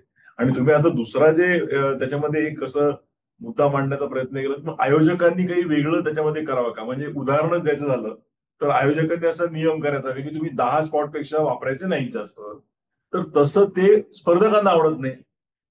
त्याच्यावरती त्यांना बंधन, बरोबर आहे सर. त्यांना वाटतं की मला माझ्याकडे आहेत पैसे, मी खर्च करायला तयार आहे, माझ्यावरती काय बंधन 10 स्पॉटचं. मी एक उदाहरण देतो. त्यामुळे हे जरा ट्रिकी आहे. तुमचा मुद्दा विचार करण्यासारखा आहे निश्चित, पण त्यासाठी सोल्युशन आता तरी मला दिसत नाही. मला एक सोल्युशन दिसत ते सगळ्या त्यासाठी तरी सगळ्या कॉलेजच्या मुलांनी एकत्र येऊन तुम्ही जर काही कुठे एक विनंती एक अर्ज तुम्ही अखिल भारतीय नाट्य परिषदेला देऊ शकलात किंवा निर्मात्या संघांकडे देऊ शकलात किंवा हे अशा थिएटरच्या जे काही ग्रुप हे असेल मॅनेजर्स त्यांच्याकडे देऊ शकलात, तर मला वाटतं ते जरूर त्याचा विचार करतील. की कारण ह्याच्यातून काही आर्थिक हे त्यांचं करायचं तुमचं उद्देश नाहीये हे त्यांना माहितीच असतं. तेही शेवटी काय ना, तेही कुठेतरी परत त्यांनाही वरती उत्तरं द्यायची असतात. कदाचित आपल्याकडून मॅनेजर वरती काहीतरी मांडतील आणि जर आता देवेंद्र मिळणारच नाही असं नाही होऊ शकते. देवेंद्र म्हणाले त्याप्रमाणे एक गोष्ट निश्चित करता येईल. म्हणजे कसं करायचं बघा, आता सुद्धा 5 एकांकिका आज आहेत बरोबर, आणि त्या 5 एकांकिकासाठी 5 लोक निरनिराळ्या गोष्टी वापरणार आहेत. तुम्ही 5 जणांचा ग्रुप घेऊन एकत्र जर त्या आयोजकांकडे गेलात, आयोजक म्हणजे ते जे थिएटरची तुमची मंडळी आहेत, की तुम्ही आम्हाला या 5चं मिळून पॅकेज लावा, प्रत्येकाचे वेगवेगळे घेऊ नका, अशा पद्धतीने संवाद साधून तुम्हाला कमी जास्त करता येईल त्याची तुमची जी कॉस्ट आहे ती. ही खरंच छान सूचना आहे. म्हणजे आता जसं म्हटलं तसं की त्या दिवसातल्या ज्या 5 एकांकिका आहेत आपल्याला माहित असतात की 5 एकांकिका कुठल्या आहेत, तर त्यांनी एकत्र येऊन हा जर निर्णय घेतला तर नक्की चांगलं होईल. आणि हॅलो. देवेंद्र सर आणि एकच मिनिट एक थोडक्यात फक्त सांगतो की देवेंद्र सरांनी आणि अजित सरांनी जे मागाशी सांगितलं की ह्यातला प्रयोग हा जो शब्द आहे ना हा फार महत्वाचा आहे. म्हणजे लोकसत्तानी हे व्यासपीठ देण्याच्या मागचा जो उद्देश आहे तो आहे, कारण प्रयोग म्हटल्यानंतर ना ती एक प्रोसेस आहे, तो शेवट नाहीये. तर ती प्रोसेस चालू राहिली पाहिजे. आज जे चुकलंय आपल्याला हे कमी पडलंय तर हे पुढच्या वेळेला आपल्याला करता आलं पाहिजे. पुढच्या प्रयोगात आणखी नक्की काहीतरी त्याच्यामध्ये डेव्हलप करता येईल. त्यासाठी हे व्यासपीठ आहे हे लक्षात ठेवलं पाहिजे. मला वाटतं आता पुढच्या प्रश्नाकडे वळूया आपण. पुढचा प्रश्न घेऊया. हॅलो. हो मी विचारू शकतो का? आवाज हो, येतो? नाव सांगा ना. नमस्कार. हा, मी पुन्हा एकदा सचिन काळेच बोलतोय पुण्याहून. हा, पुण्याहून. हा देवेंद्र सर आणि अजित सर दोघांना मला प्रश्न होता की मी जेव्हा काही थिएटर शिकलो 20-22 वर्षापूर्वी, तेव्हा म्हणजे एकांकिका, नाटक, खास करून एकांकिकेत आम्हाला असं सांगितलं होतं की 1 किंवा 2 पेक्षा जास्त ब्लॅकआउट असू नये, कारण ते डिस्ट्रॅक्शन होतं आणि त्यामुळे तुमचं मार्क्स पण जाऊ शकतात. पण सध्याचा जो काही मी ट्रेंड बघितलाय त्याच्यात 7-7, 8-8 पण ब्लॅकआउट मी बघितलेत. खास करून आता मी या मागच्या 3-4 महिन्यात ज्या एकांकिका बघितल्या, त्याचप्रमाणे पूर्वी आम्हाला सांगितलं होतं पाणी वगैरे या गोष्टी शक्यतो वापरू नये, पण तसं माइंडिंग करावं आणि तो सीन पुढे न्यावा. तर सध्याचे नियम असे काय आहेत बदललेले, आणि हे बदललेले नियम आम्ही कुठे बघू शकतो का, किंवा त्याची काही कुठे पुस्तिका किंवा फॉर्म अवेलेबल असतो का? मुळात असे कुठलेही नियम नाहीत. कुठलीही कलाकृती सादर करताना नियमांनुसार कलाकृती सादर करण्याची पद्धतच चुकीची आहे. कारण तुम्हाला तुम्हाला जे पाहिजे त्या पद्धतीने एखादी गोष्ट सादर करणं यालाच कला म्हणतात. त्यामुळे जर तुम्हाला असं कोणी तेव्हा सांगितलं असेल की कमीत कमी ब्लॅकआउट ठेवले पाहिजेत, हा नियम आहे, तर ते चुकीचं आहे. Very sorry. नियम नाही, त्या व्यक्तीचं मत असेल आणि त्या काळाप्रमाणे त्या गोष्टी असतील, नाही असं नाही. आणि ते आपण जर तुम्ही 7-8 ब्लॅकआउट वाला एकांकिका बघितली असेल तर मग त्या मुलाचं कौतुक केलं पाहिजे, कारण त्याने 2 ब्लॅकआउट वाले थॉटला खो दिला, ती चौकट तोडली त्याने.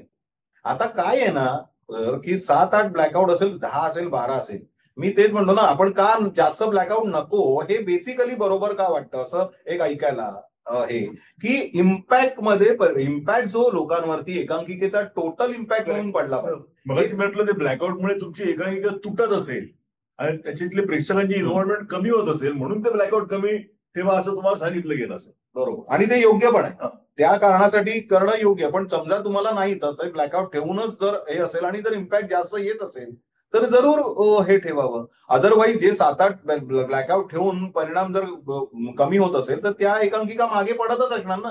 तुम्ही जी बघितली एकांकिका ती तुम्हाला आवडली का नाही आवडली?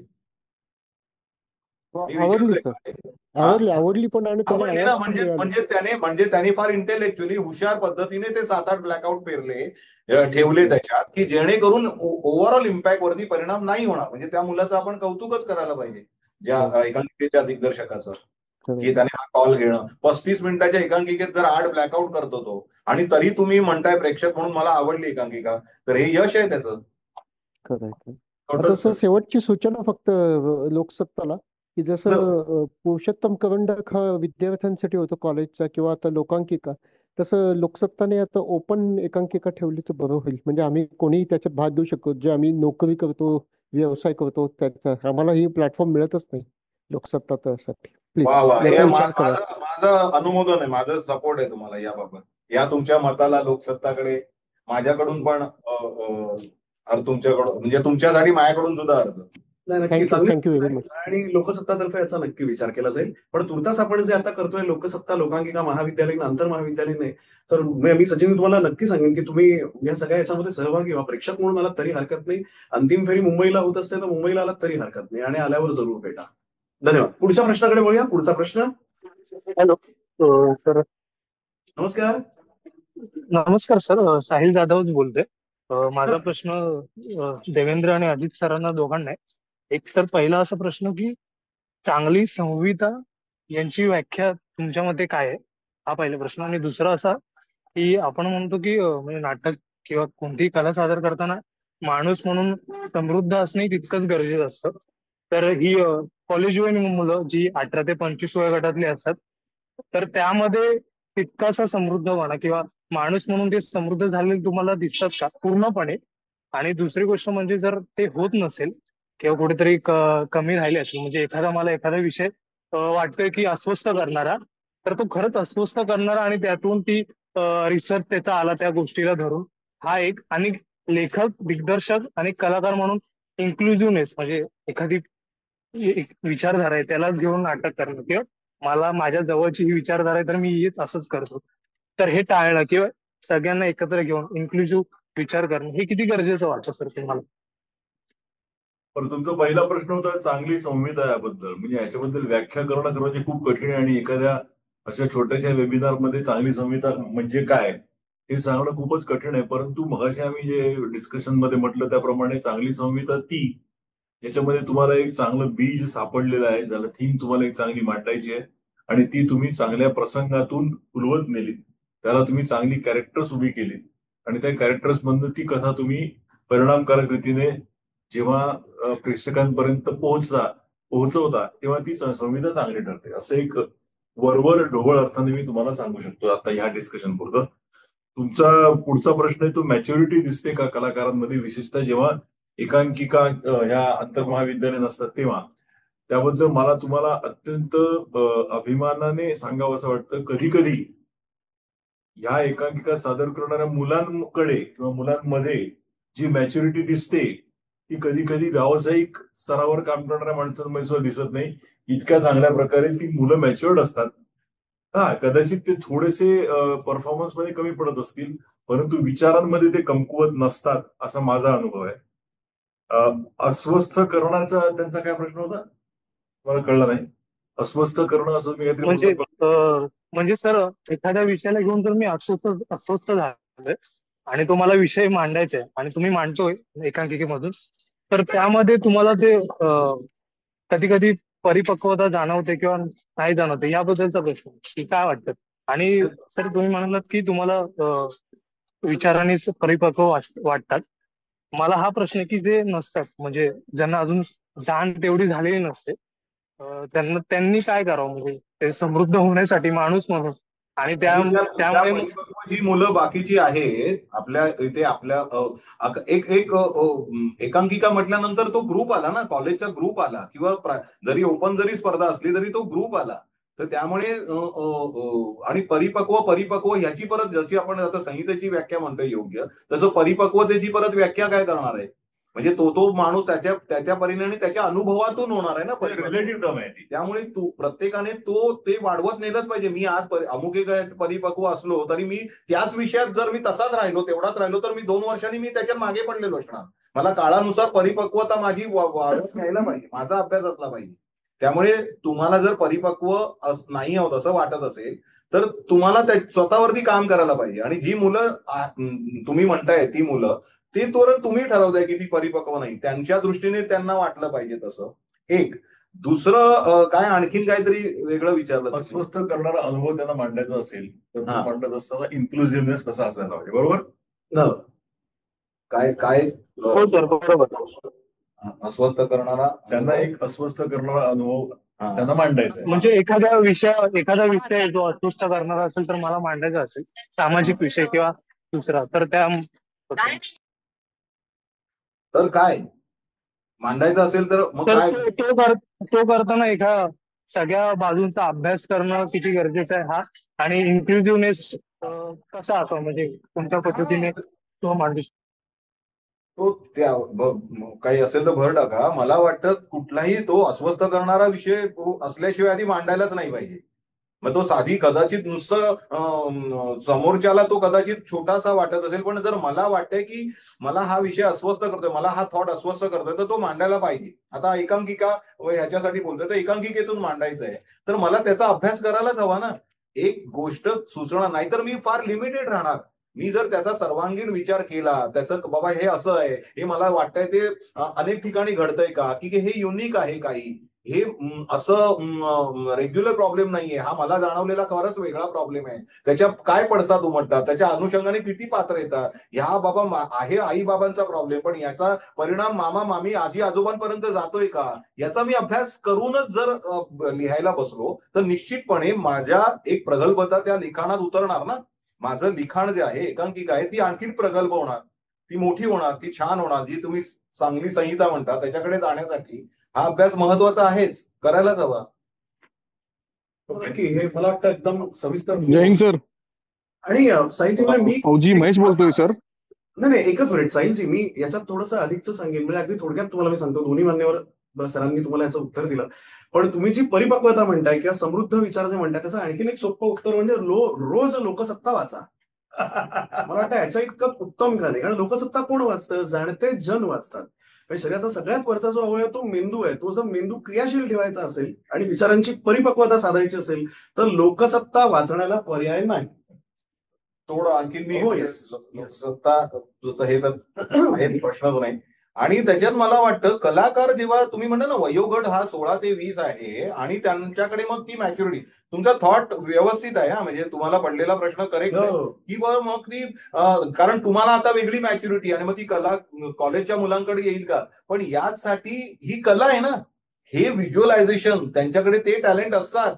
तीच तर कला आहे की मी 17 वर्षाचा आहे पण मला जर प्रॉब्लेम 35चा सुचला तर त्या वेळेची एक कल्पनाशक्ती, एक ऑब्झर्वेशन हे इतकं महत्वाचं आहे आपल्या क्षेत्रामध्ये. कोणाला नाही, नटांना, लेखकांना, दिग्दर्शकांना, प्रकाश योजनाकारांना, टेक्निशियनना, सगळ्या हे ऑब्झर्वेशन करतच राहायला पाहिजे.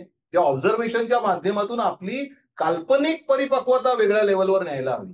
तर मला वाटतं 80 वर्षाच्या माणसांचे प्रॉब्लेम सुद्धा 16 वर्षाचा मुलगा अतिशय योग्यरित्या मांडू शकेल. पुढचा प्रश्न एक येत होता. पुढचा प्रश्न. नमस्कार सर, जैन सर, फौजी महेश बोलतोय नवी मुंबईहून. नमस्कार सर, माझा प्रश्न असा आहे की आम्ही काही वर्षांपूर्वी ना घडलंय बिघडलं अशा स्किट्स आम्ही पाहायचो. तर त्याप्रमाणे अशा स्किट्स सर सध्या ऑनलाईन ऑफलाईन कुठे होतात का, आणि त्यांच्याबद्दल माहिती हवी होती. आणि सेकंड प्रश्न असा आहे की सर, राज्यनाट्य स्पर्धांमध्ये ना बीएमसी बँक्स वगैरे जे आहेत त्या भाग घेतात. तर अशा गव्हर्नमेंट एम्प्लॉईसाठी असा कुठला GR कुठून मिळेल तो भाग घेण्यासाठी? ऑनलाईन काही जर त्यांनी जर हे करून ठेवलं असेल तर त्या मिळू शकतात. त्याचा शोध ऑनलाईनच घ्यायला लागेल तुम्हाला. पण बाकी काही शोज म्हणजे स्किट लेवलचं जे तुम्ही म्हणताय ते आता बऱ्यापैकी काम चालू आहे. म्हणजे हास्य जत्रा किंवा याच्या माध्यमातून हवा येऊ द्या आणि अनेक शोज फू बाई फू आणि ह्याच्या माध्यमातून आपण पाहिलेले आहेत. आणि त्याच्या हे युट्यूब वरती बऱ्यापैकी उपलब्ध आहेत, हे आता मला माहिती आहे. दुसरा प्रश्न, स्टेट कॉम्पिटिशन किंवा अशा पद्धतीच्या बीएमसीच्या स्पर्धा वगैरे असतात ना, त्यांच्या जाहिराती येत असतात, त्यांची माहिती तुम्हाला मिळत असते. हो. आणि त्या पेपर मधल्या जाहिरातींमधून जर तुम्हाला प्रेक्षक म्हणून जायचं असेल तरी तुम्ही जाऊ शकता. तुम्हाला भाग घ्यायचा असेल तरी पण त्यांच्या जाहिराती असतात. फक्त ते फॉलो करायला लागेल तुम्हाला, ते कधी येतात त्याप्रमाणे. आणि ते आता अगदी खूप पद्धतशीर करतात. म्हणजे तुम्ही रोज लोकसत्ता वाचा, लोकसत्तामध्ये तुम्हाला या जाहिराती सातत्याने पाहायला मिळतील. म्हणजे पूर्वी कसं होतं की पूर्वी कुठे जाहिरात आली हा प्रश्न असायचा. आता असं नाहीये. म्हणजे अगदी त्याच्यासाठी स्वतंत्र पान आहे, त्याच्यामध्ये त्या जाहिराती तुम्हाला व्यवस्थित मला वाटतं सोशल मीडियावरती जाहिराती करतात, समाज माध्यमांवरती सुद्धा तुम्हाला ते मिळतं. पुढे जाऊया, पुढच्या प्रश्नाकडे वळूया. पुढचा प्रश्न चांगले येतात. म्हणजे मला वाटतं ह्या सगळ्या बाबींच्या अनुषंगाने हे सगळे प्रश्न आलेत. आणि एक फार छान झालं की काही याच्यातली मंडळी अशी आहेत की जी त्या काळामध्ये त्यांनी सादरीकरण केलं होतं. आता नव्याने ज्या काही एकांकिका होत आहेत त्यातला फरक त्यांना तो लक्षात येत आहे. त्यामुळे त्या अनुषंगाने सुद्धा काही प्रश्न आले. नमस्कार. नमस्कार. काय नाव आपलं साहेब? महेंद्र शहाणे, पनवेल. बर, विचारा महेंद्रजी, प्रश्न विचारा. सर्वप्रथम मी लोकसत्ताचा आभारी आहे आणि लोकसत्ताचा मी नियमित वाचकही आहे. अरे वा. तुम्ही मगाशी म्हणालात की ठीक आहे, मी दुसरा प्रश्न घेतो की जेव्हा तुम्ही परीक्षक म्हणून बसलेले असता तेव्हा तुम्ही एकांकिकेत काय काय मुद्दे बघत असता? आणि दुसरी गोष्ट, मेकअपसाठी लोकसत्ता काही वर्कशॉप वगैरे ठेवू शकेल काय? धन्यवाद.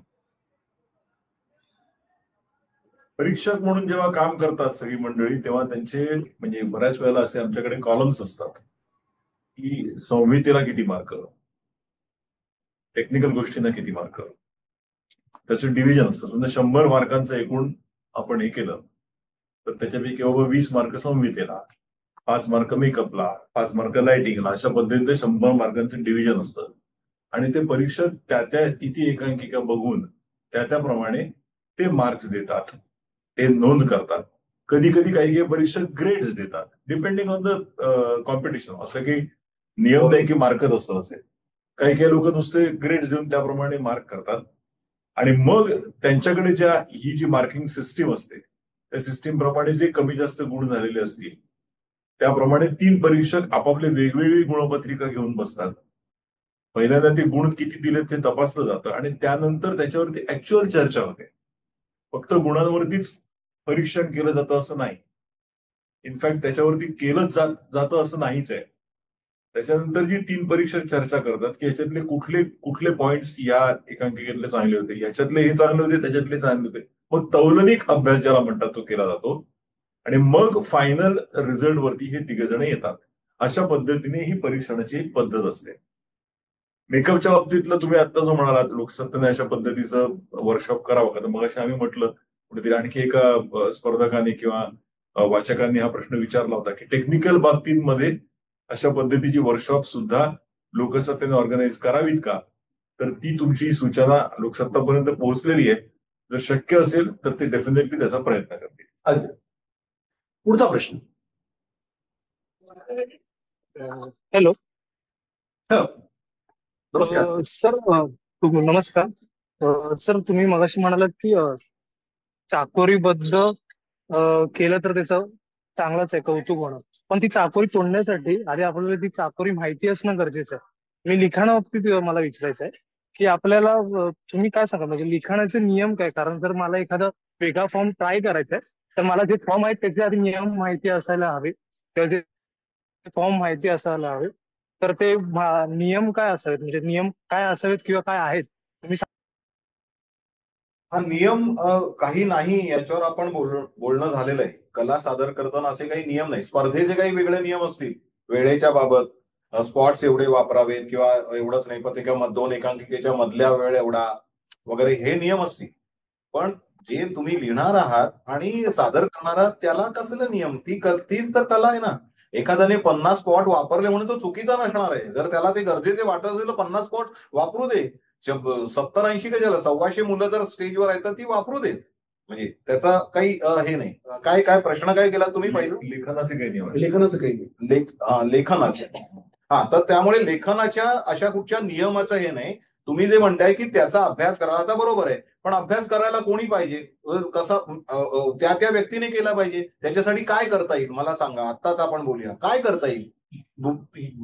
ऑनलाईन काही उपलब्ध एकांकिका असतील तर त्या बघायला हव्यात. प्रत्यक्षात ज्या स्पर्धा होतात त्या जाऊन बघायला हव्यात. एकांकिकेची शेकडो हजारो चांगल्या एकांकिकेची पुस्तकं उपलब्ध आहेत, त्याचं वाचन करायला हवं.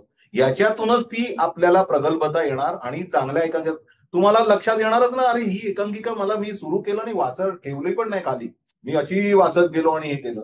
तर तुम्हाला ती भावली का, कारण काहीतरी असणार ना त्याच्यात. जर ती आत्ताच भावते मला वाचनातून तर ती प्रयोगातून तर डेफिनेटली आणखीन वर होऊ शकते. मग याने तुमच्या ज्या सगळ्या कक्षा आहेत त्या रुंदावल्या जाणार, त्या वाढणार, त्या मोठ्या होणार. आणि म्हणून मग त्याच्यातून काही फॉर्म सुचणार. वेगळा फॉर्म वाटत असेल आणि आता तुम्हाला तर लिहा ना. एक अगदीच काय हे होईल त्याच्यात तुम्ही 4 जणांना वाचून तर दाखवणार. अरे तू काही असं बघितलंयस का, कोणी बघितलं असेल तर मला सांगा. तसं हे करा. तुम्ही कोणी विश्वासू कोणीतरी तुमची मंडळी असतील त्यांच्याकडे स्क्रिप्ट पाठवून त्यांच्याकडे स्क्रिप्टवरती तुमचं ओपिनियन घ्या. जर तुम्हाला वेगळ्या फॉर्म मध्ये नाही बाबा मी एक ओळ कवितेची आणि एक काहीतरी प्रसंग, कवितेची ओळ प्रसंग असा काहीतरी वेगळ्या फॉर्मचा असा विचार केला आणि मी मांडलाय, तर झालंय का तसं. झालं असेल तर असेल. तुम्हाला आत्ता भावतंय ना ते तुम्ही करा. आणि काय होईल, एखादं वर्स्ट केस काय होईल, एखाद्या स्पर्धेपुरतं तुम्हाला परीक्षा सांगतील अरे असले 10 मी पाहिलेत तर मला सांगा सर, मी खूप प्रयत्न केला मला काय ते 10 नाही मिळाले म्हणून मी ही एकांकिका केली. पण तो असा कुठे, ही सगळी लिखाण तालमी प्रयोग करणं ही मेहनत कुठे फुकट जाते. त्याच्यातून तुम्ही खूप शिकलेले असणार, तुमची टीम शिकलेली असणार, प्रयोगाचा आनंद मिळालेला असणार. दुर्दैव की बाबा तुम्हाला हे आधी नाही कळलं की त्याचा फॉर्म झालाय म्हणून. झाला असेल तर त्याच्यात अजून मग मी आता काय मॉडिफाय करू शकतो की जेणेकरून त्याला आणखीन काही वेगळी शेड देता येईल का, असा काही अभ्यास करू शकतो. प्रयोग आहेत, प्रयोग प्रयोग प्रयोग, काहीतरी हा शोध घेणं, नाविन्याचा शोध घेणं, हेच तर काम त्या एकांकिका लेवलला व्हायला हवं, जे चालूच राहू शकतं. म्हणूनच तो फॉर्म आहे. वा. पुढच्या प्रश्नाकडे वळूया. मला वाटतं सरिता म्हणून एक मी आता पाहिलं तिथे कोण विचारतो ते का ताई. पुढचा प्रश्न घेऊया आपण.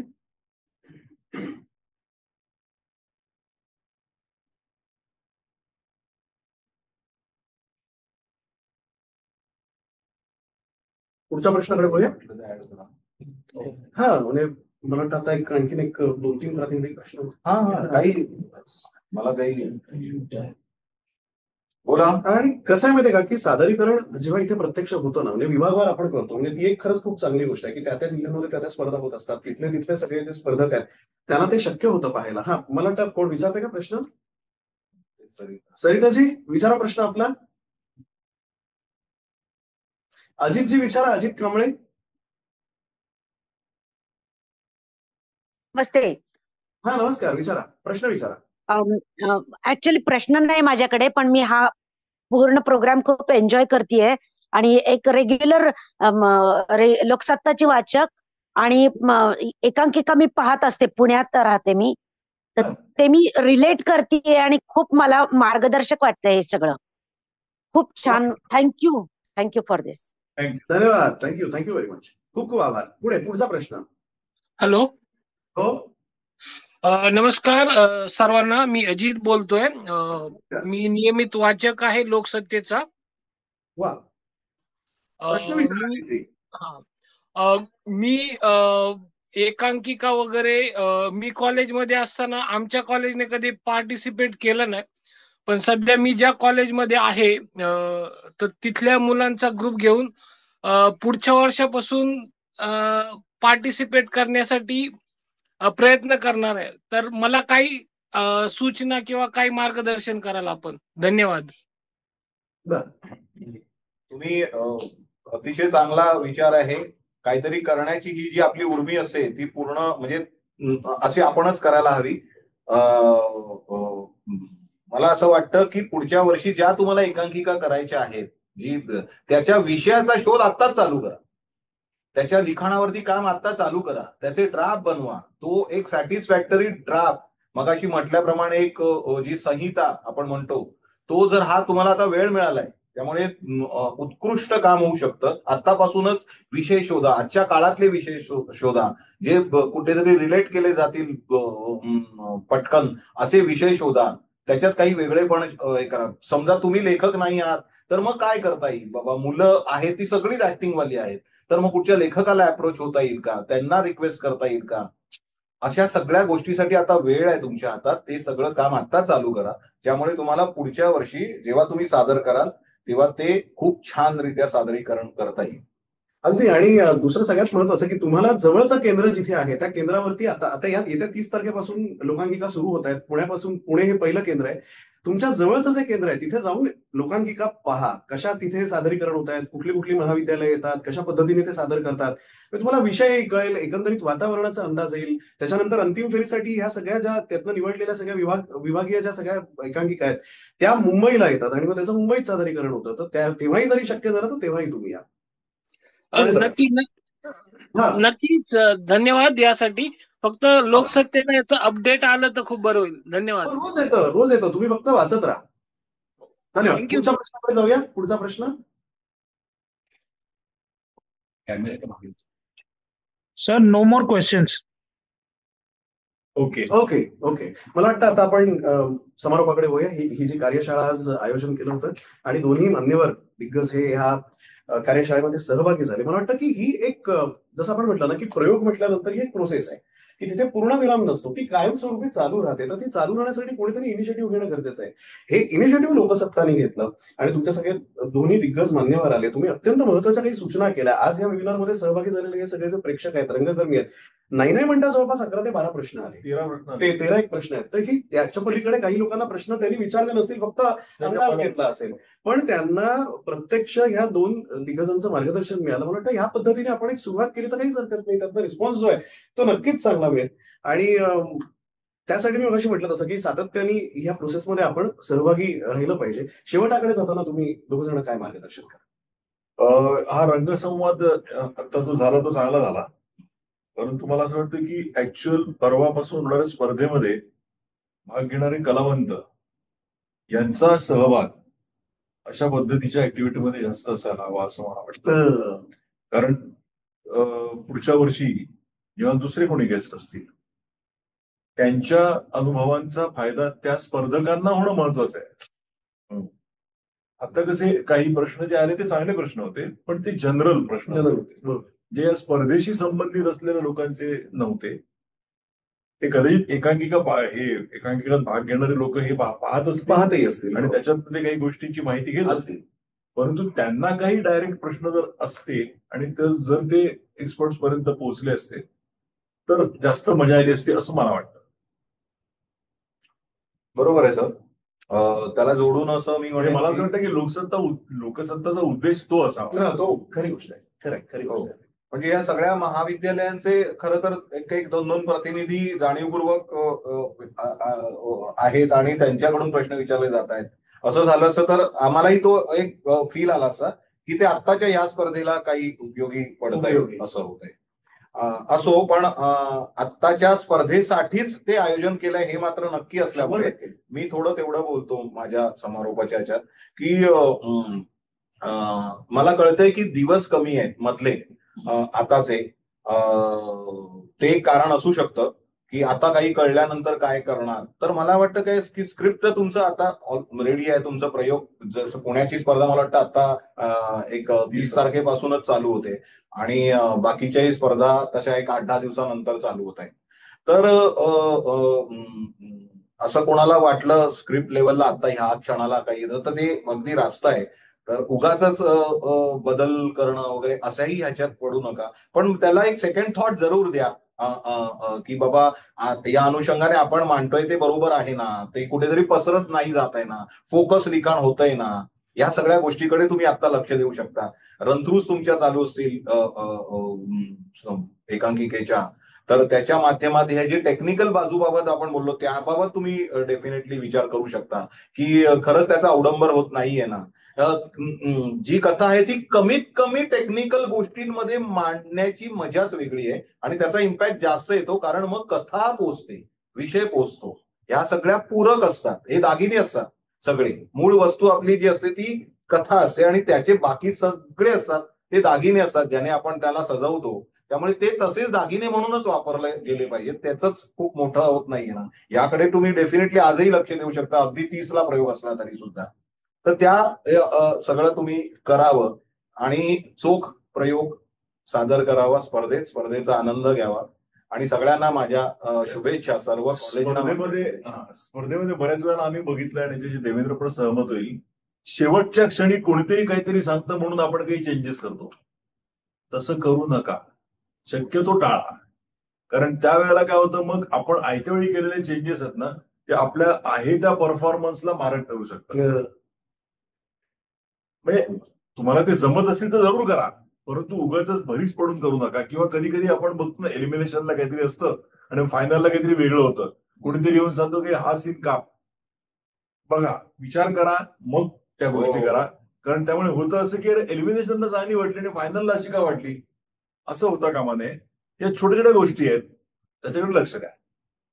नक्की. मला वाटतं आता शेवटाकडे जाताना मी एवढंच सांगेन की ही जी कार्यशाळा आहे, हा जो वेबिनार होता, ही कार्यशाळा जी आहे ती तुम्हाला लोकसत्ताच्या युट्यूब पेज जे आहे, अकाउंट आहे, त्याच्यावरती सुद्धा पाहायला मिळेल. तर त्यामुळे तुम्ही ते जरूर पहा. या दिग्गजांचं जे मार्गदर्शन आहे ते अत्यंत महत्वाचं आहे.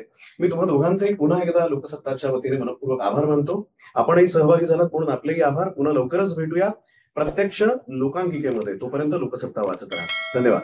Thank you very much. आमच्या दोघांतर्फे लोकसत्ताचे आभार थँक्यू. आणि तुम्हा सर्वांचे आभार.